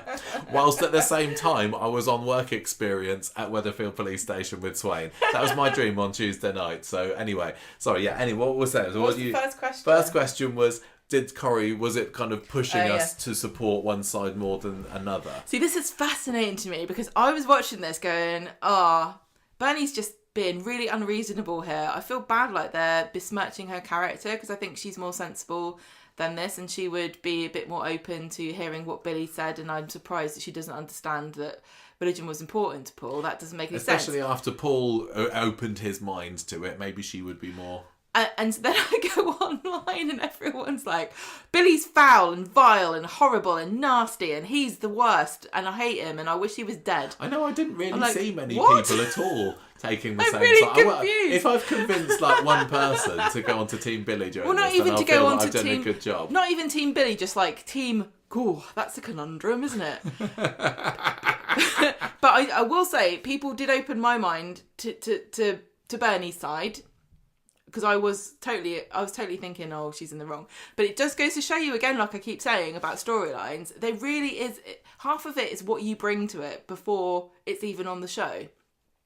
Like, we both have backgrounds of less raving and more church, right? I don't go to church, but I did when I was younger.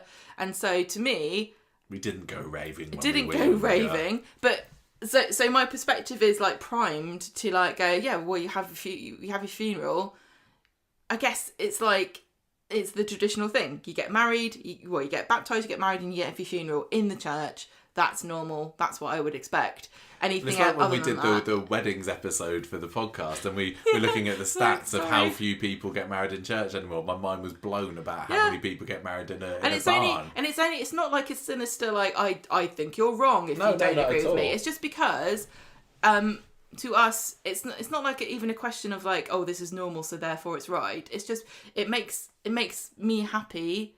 Like, some of these things make me happy, so why wouldn't they make you happy? I want you to be happy too. So I just assume, and that's where I think, as long as you're open to your assumptions being challenged, which I think we both are, I think it's okay to hold certain beliefs. So when I was so sure that they were right and Bethany to be a cow about it, and then mind blown. So I think Coronation Street's done a really, really good job. Maybe we're biased though. Maybe Billy has been underwritten for this. Maybe I really, really hope that Paul does get it'll just feel wrong to me if he doesn't get a church funeral, especially after the wedding. When the wedding being at the church was clearly so important to both of them. But and also Gemma's wedding. Yeah, exactly. But genuinely, it's not because I think that church is right and Jesus is real and Billy is.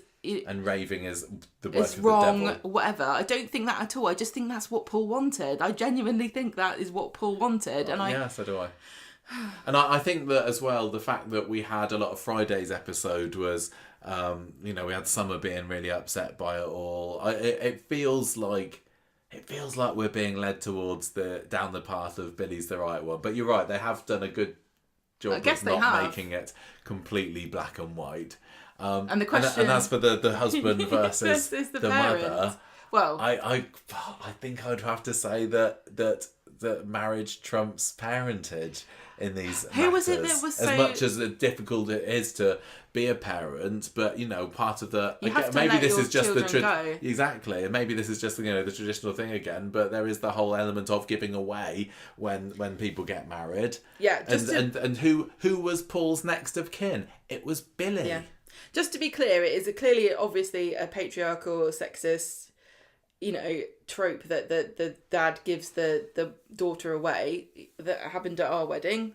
My dad walked me down the aisle. I choose to believe that it was a symbolic kind of accompaniment of my dad to my next stage of life, rather than, here's my property, you look after it now. Your problem. Your dad wouldn't trust me with this.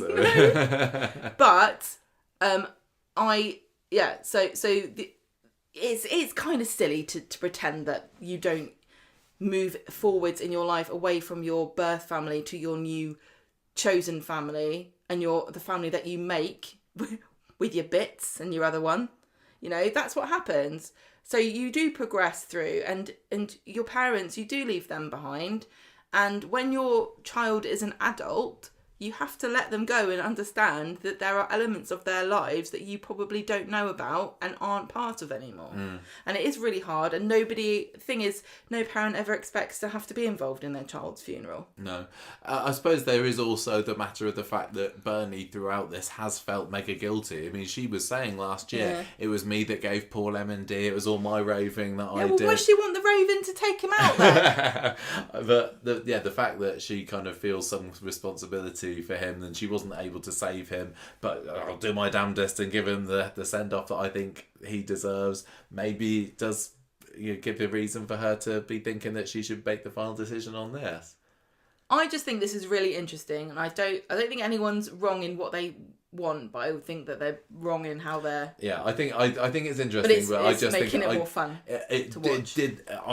I'd say it didn't make it more fun. Well, you found it marred. I did not enjoy Wednesday's episode. Okay. And this particular scene in the funeral parlour really got my goat. I think the thing is, it didn't please me to watch it. I think I like to discuss it. I've enjoyed this bit. I've had a great 15-20 minutes, however long we've been on this topic. And it does what soaps really should do, which is to challenge you to think beyond your experience about how other people view the world, which is raving up at a funeral. Yeah, but at the end of the day, I'm still not in the slightest bit on Team Bernie here. I thought that Bernie was being written as not, in the right here, is because at the end of Wednesday's episode, Billy's like, I can't just compromise on things. He gets a message from Bernie going, we should have a phone machine. Like, at a funeral. Read the room, Bernie. I get it. If you're having a celebration of life, but Billy is right in that you cannot have a sombre, reflective, serene and calm church service to, what do you do? Commend the soul to Christ with a phone machine. I just don't think they go. I'm sure there are some churches that do now, that. Smoke machine, yes, that's perfect. It's atmospheric. It looks like incense. I'm sure the thing is, I'm not too worried about it because I'm sure they will come to a compromise. Think they need to have because it's a nice happy ending. Have two do's. It just means double the sandwiches. Exactly, that's not too bad a thing, is it? No. So that was the hot debate on Friday, and Wednesday. I mean, Friday we just get a little bit of reflection in number 5 where Bernie's a bit sad. The thing that kind of gets me too about Bernie is that she's holed up with all of her gang, and they're all just going, yeah, you're right, Bernie. Well, they're not kind of asking her to question herself. They're just kind of like going, okay. Because you've got Asha, Ardy, you got Kit, you got Gemma, and who else was there? I think that was it. Summer turns up eventually to bring round the Let's Get Ready to Rumble t-shirt without an H, which should have been in Rumble if it was based on the Ant and Dec song. Thank you. Maybe they've copywritten it. I did think it was an odd little gaggle of characters, which are technically related. Well, they are a family, but when did Asha and Ardy have anything whatsoever to do with this story? Did they even get a scene with Paul while he was? They care? Yeah, I mean, they should have done. What with their dad going out with the dad of the dying man, but they've had nothing to do with this at all. No. And Asha was there; she was the paramedic, but Asha's the one that says that mums trump husbands. Did she? Yeah, I'm pretty sure she did. I think you're right. I think she maybe said she did. But I really appreciated their inclusion in it today. I think it's just a bit too late. I like this discussion because Bernie was talking about the terrible funerals that she's been to. Then she talks about her friend that wanted to get buried at Glasgow because she was a witch in a previous life and she wouldn't want to be buried in a church because the church burned her because she was a witch.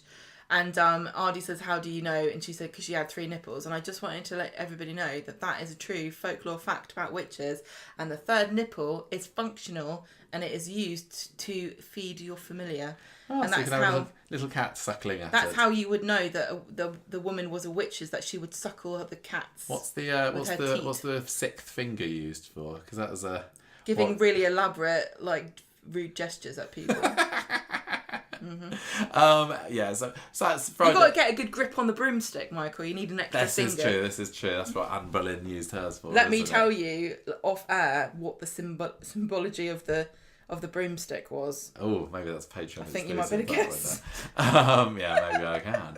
So anyway, the Summer brings round a load of his clothes. They all give him a good sniff. Well, don't hang they? on. This is again something you're kind of brushing over, but this is a symbol to, here is Billy chucking out all of Paul's stuff, and they're not ready for this.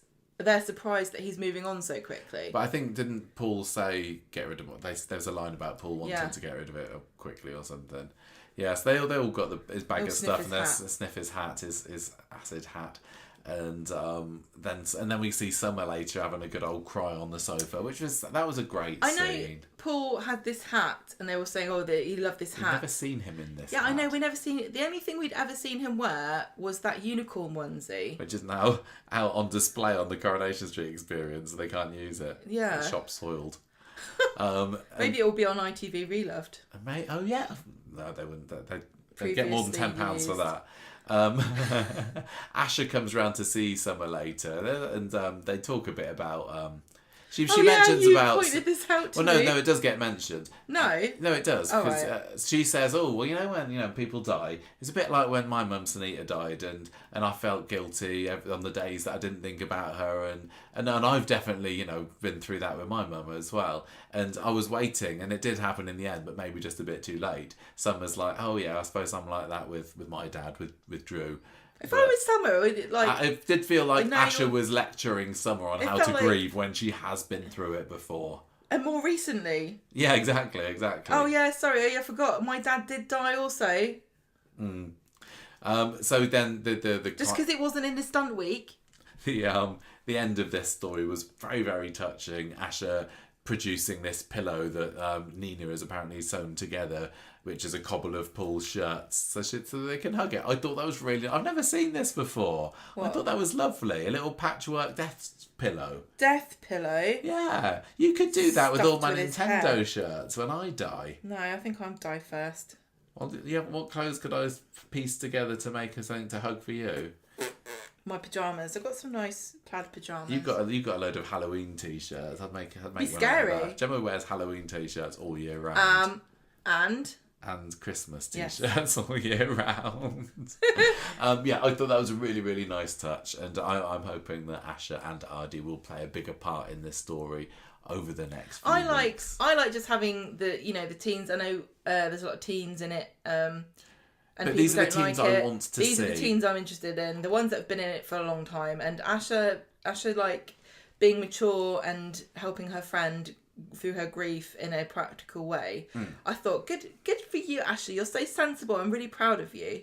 Yeah. You're doing a good job. I thought it was fab. Loved it. It's a shame you let Paul die on your watch. We have got the Dorin storyline next. We both kind of shared that story, didn't we? Is it my turn or is it your turn? I think it's me that's supposed to be synopsising this one. So we were left on last Friday wondering whether Tyrone was going to get his prohibitive steps order in place by Monday. I know. Without thinking of steps. It does turn out that they're not just instantaneous, like, exchanging of housing contracts in Weatherfield and all of that kind of jazz. So he can't actually prevent her from returning to Romania with a click of his fingers. So Monday rolls round and Alina comes over to the number 9 to pick up Dorin, and Tyrone's clearly very anxious about this whole thing. He sees them off with a smile though. But then she's trying to call Tyrone later, but he won't take the call and tells Fizz it's just Kevin.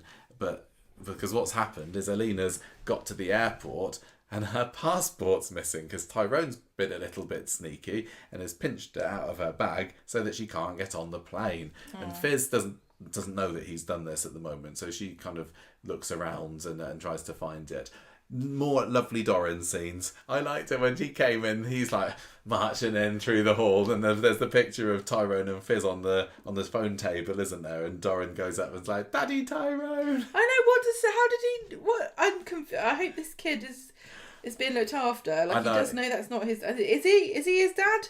I don't think he is. Is he going to be confused, the son of Alan or is he just Halsall. such a convincing actor that I believe he's made me believe that he thinks Tyrone's his actual dad? Like, this kid needs to get the best newcomer award for sure. I know. I mean, he better be up there. He's the best actor on the show. I believe everything he says. That yellow car was the most yellow car I've ever seen in my life. He's a master of improv. I mean, yeah. Jack Carroll. They don't normally. Sorry, you've been dethroned, mate. I will say they don't normally like that on a soap. Improv. No, they don't tend to. Like, no. You know what, guys? I'm going to take this a different way. This character, I know you say he's a serial killer, but I think he's just a nice bloke. Anyway, so Fizz goes and finds Tyrone, and she can tell pretty quickly that he's up to something. And after a little bit of nagging, he confesses to taking this passport. And it's like, well, yeah, I had to do something to stop Alina taking my son away. I've got rights. If she leaves the country, it's game over for me. So Fizz is like, no, we can't do this. Poor old Fizz has been piggy in the middle through this whole thing. She has to be the one to give the passport back to Alina in the cafe later, claiming that she found it inside one of Hope's boots. I mean, like, I was still a little bit unsure about why Alina was so convinced that this is where her passport was. No, it doesn't. It could have been sense. Anywhere. If you've lost it, you've lost it, haven't you?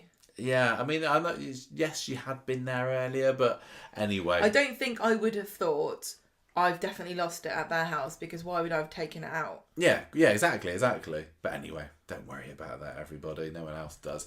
They all go. They go to Romania. Fizz waves them off in a taxi. We pick up the stupid. I'm sorry. Sometimes we nitpick and sometimes we let things fly. Corey, that we do this. You can't get it. It's not. We're just how we're made. So Tyrone's like, what? They're gone. And so now he's mad at Fizz at the end of the episode. He's saying to her, oh, now I may never see my son again because of you. Is this because of the affair that I had? And she's like, look, I had to lie to Alina about the passport. I didn't tell her that you'd pinched it, actually. He's fuming at her. He's bang out of order, Tyrone, here, after everything that Fizz. She's bent over backwards at him. And he says, well, you can be the one that tells the girls that you've shipped your little brother abroad. So, sorry, Tyrone, you've been a bit of an arse there. Yeah. Tyrone and the girls on Wednesday are zooming Alina and Dorin before school. They don't get to talk for very long, and he's still in a very sarky mood about it, telling Fizz, oh, well, I barely got to speak to him for more than 5 seconds. And now Alina doesn't think that we should video call for much longer because it's confusing Dorin. I've actually written Lauren in my notes here. It does very confuse. Easily confused. Lauren, why am I involved in this One is story? chirpy and cheery and one is miserable. I would take 2 Dorins before I took 1 Lauren. 100%. Fizz tells Cassie about what's going on later, and Cassie's like, oh, I'm sure you'll work something out, it's fine. But Fizz says, no, I've made a big mistake. So Cassie said, look, just talk to Alina about it. I'm sure she'll set you straight. So then Fizz zooms Alina, and oh dear, this is Fizz's tech fail of the week, wasn't it? Yeah, so mishap. They're in the middle of the conversation. So Fizz is zooming Alina, trying to get her to let Tyrone talk to Dorin more. Yeah, and Alina's like, oh, I don't really think so, because Dorin's really confused. And Tyrone comes in. Fizz slams, well, she doesn't slam the laptop lid down. She gently tilts it downwards. And after they have a little argument in which they loudly proclaim, oh, you should have never stolen her passport whatsoever, it's revealed that Alina is still listening through the laptop, and she's like, excuse me, I can't believe it, you stole my passport, how could you? Now I will never speak to you again. I think that her reaction there was a little bit fly off the handily. But I don't know. Yes, it was bad what Tyrone did. I think I would be mad as well. I think I'd be mad and I would make that ultimatum, but I would probably realise, well, use your children as a weapon. She knows that. I mean, Dorin is besotted with Tyrone now. I'm sure he would, give it a few months. He's probably going to forget who he is for sure. But I think it would be pretty heartless of Alina at this point to tell little Dorin, we're never seeing Daddy Tyrone again. But anyway, he's dead. Yeah, she could say that. Anyway, so they Hope ends up going missing at the end of the episode because she walks in on Fizz and Tyrone arguing about it, and she's like, "Oh, my brother, I can't believe it. Oh, you got rid of him, etc." It's like one of those Dobbs children is going missing every week. Last week it was Ruby, this time it's Hope, and they're both fine. They both end up at the precinct. That's the new Victoria Gardens for where people who go missing end up. But she's vaping. No. She's having a vape with Jack. Jack's not vaping. He's just a vape enabler. Yeah. By not telling her, I don't think you should do this. But Tyrone doesn't see it, and then they all take them home, and then that's the end of that for Wednesday. But it all kicks off again on Friday when Sam catches his ex, Hope, having a bit of a vape in the locker. She's just brazenly doing it. I'm pretty sure that's not allowed at school, and Mrs. Crawshaw would have her guts for garters if she caught her. And I would have thought that they'd maybe... Do schools have CCTV these days? They probably do, especially by the lockers, because that's prime beating up territory, I've heard. I've heard that schools... I don't know if this is just... Well, that vape companies are providing schools with free vape detectors. Yeah, that wouldn't surprise me. I think it does go on, but I think that most teenagers have probably got the decency to at least hide in the toilet to go and do it rather than vaping in a crowded corridor. Well, she couldn't have hid in the toilet and showed off to Sam. Not in... I don't think they've got mixed gender toilets. Exactly, that's what I mean. That's why she had to do it in the locker room. Well, Sam comes along and says, "This is bad for your health. It'll make put tar on your nose." Formaldehyde. Yeah. It doesn't have tar. Oh, well, no, it doesn't have tar. Well, whatever. It's got a load of other stuff. I'm no Sam. I'm no Square. I'm not a scientist. But she doesn't care, and she's so heartless to him. Like, it's cool. Considering that they were a really sweet couple, and I know it's not. It's different when you're that age. But she's treating him like utter dirt now, and it was a fairly... It's because she's an addict. I suppose. What she cares about is the next puff. The breakup wasn't particularly, it wasn't... It was acrimonious, one might say. Yeah, when she was like, no, what was it? He said, "Can we tell people it was mutual?" It was mutual. She's like, no. So she's completely kicked into the curb. So maybe this does. Yeah, this does definitely right. Okay, Sam. So there are some characters on the show that I basically think are me in a different life, and Hope is me in a different life, and I would certainly be rude. You wouldn't be vaping by the lockers, but you'd certainly... I'd be like, get lost take there. any excuse to kick him, Yeah. Anyway, all that happens really later on this episode is that Cassie's emptying her PE bag, finds the vape, confronts her about it, and says, "No more vaping, or else I'm going to tell your dad." And she does a little swear, "I promise I won't vape anymore." She will, won't she? Yeah, I liked Cassie finding it. Yeah, it gives her a little secret here. Well, Ken knows as well, doesn't she? Because she goes over and says to him. Oh, this was funny. He's like, "Oh yeah." She says, "Do anyone in your family smoke?" And it's like, "Oh yes, that Peter." Ken, you were a massive smoker in your younger days. In fact, your house nearly burnt down when you went out the shops to buy some cigarettes one time. So don't just because your children. Just because Peter's not here, you think you can say that he's the... What about Deirdre? She was a chimney, exactly. Anyway, so that was kind of fun. If I was Ken, I'd be like, "Did anyone smoke around here? I don't know. Can you smell the wallpaper?" Yeah, exactly. You probably still can't get the whiff. You know how you think that's yellow? No, it was actually white. This is pure white wallpaper when we bought that. Is this just turning into a vaping story? I just want Dorin to come back. I'm desperate for Dorin. Dorin can't vape, Michael. No. I just want him to come back. I want that to be the story. I kind of want Alina to come back now, because Alina will come back with Dorin. I think I enjoy Alina more than I did in her last stint, because I'm not worried about. I'm not in the slightest bit worried. Don't like her first storylines, but this is more interesting than that. So fine. Yeah, for sure.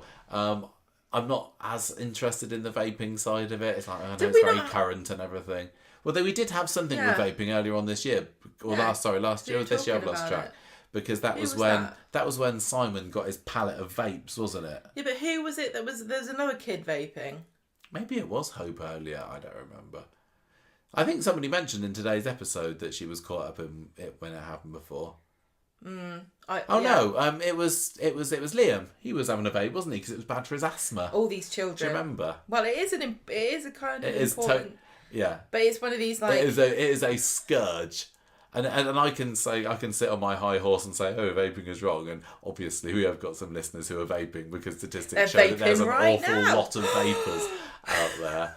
But what are you doing? So I just obviously. If Hope sees you doing that, she'll think it's good and she'll start doing it. I'm just clean living. Not me. Yeah, I don't vape though. This strawberry cider that you're drinking tonight does smell quite nice actually. Is it like the cotton candy vape smell? No, cider. No. No, you don't like that. I don't. Okay. No, it smells nice from afar, but I just got a whiff in the can, and it smells like horrible alcohol. Well, your body is a temple, Michael. I do. Oh yeah, I like strawberry things. Okay. Well, I don't.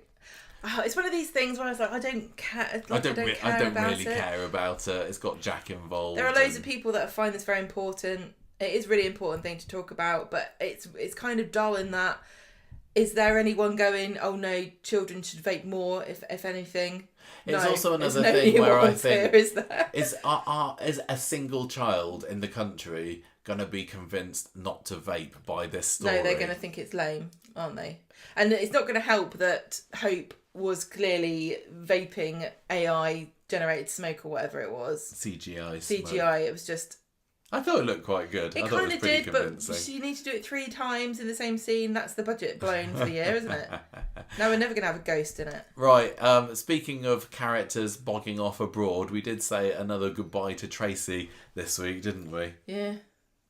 That's my cue for you to take on this story. Monday, nothing much really happened. The Barlow's clan say goodbye.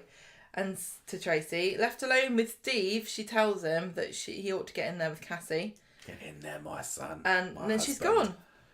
Yeah, that was literally it. I wasn't genuinely expecting when I said it last week there to be some grand airport scenes where both Tyrone and Steve are running to the through the security to try and stop their significant others from disappearing. But it was a bit of a muted.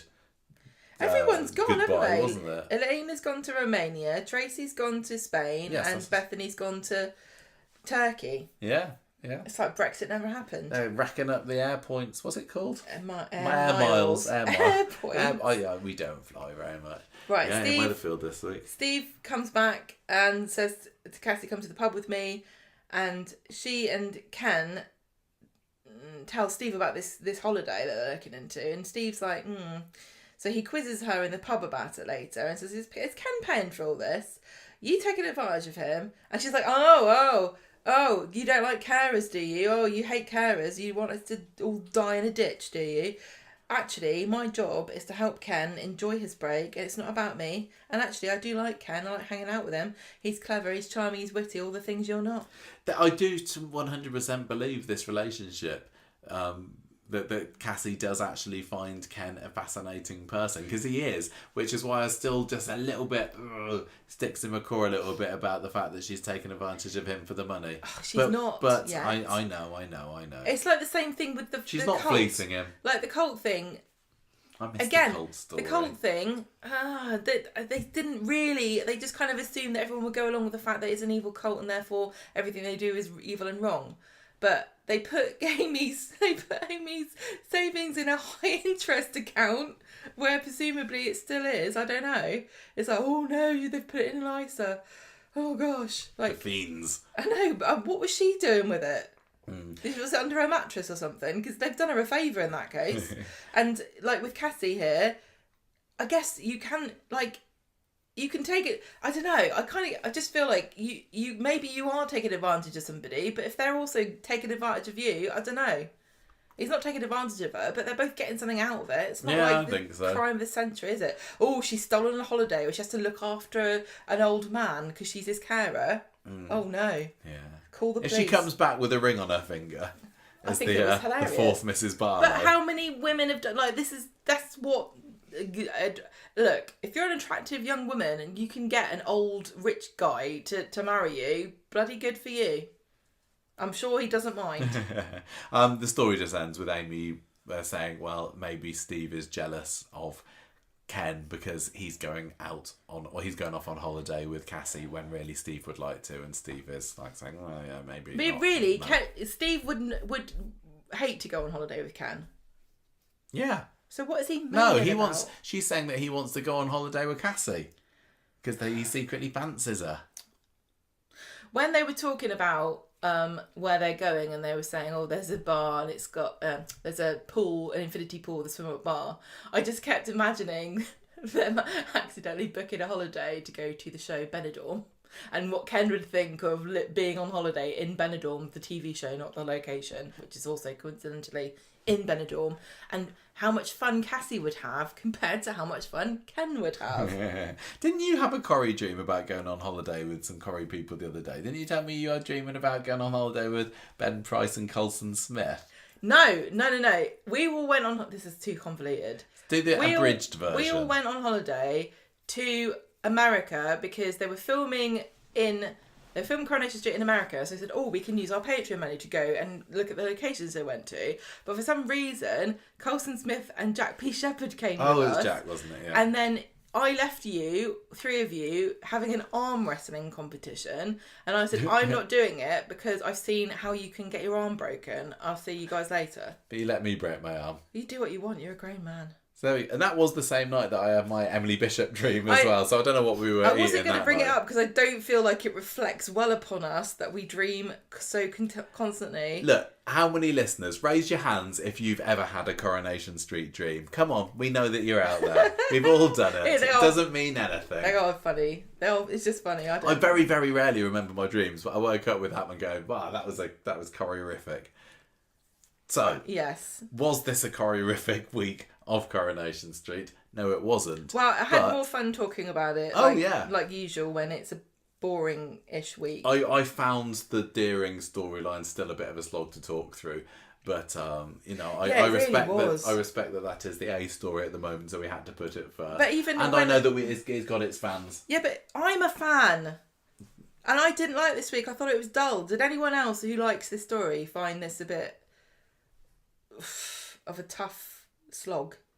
I'm going to give this week's Coronation Street 3 nipples out of 5. Come and suckle at my teat.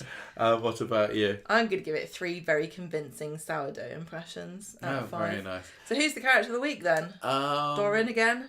No, we can't just keep going to Dorin. Date, vape, smoke. I'm certainly not going to be Bernie, I'll tell you that. Bernie's in a bad book. I still have got a lot of respect for Fizz going on at the moment for having to deal with all this drama and doing so with decorum. I think that... It's hard because, nobody in the Joel story, nobody in I don't think anyone Bethany in the Joel story, though, although Sabrina might be up with a shout just for the sheer, reason Sabrina. of being in the show. Yeah, I loved seeing her back. I thought she'd nice gone forever. I might give... Debbie. I might give Character of the Week to Ryan, because it did take a lot of guts to break up with the beautiful Daisy, and I felt bad for him. And yeah, he's I don't want him to get a sympathy vote. But you're giving him one. Maybe. Billy didn't get it last week. Yeah, I think in a not so amazing week, I am going to give my Character of the Week to Ryan Connor.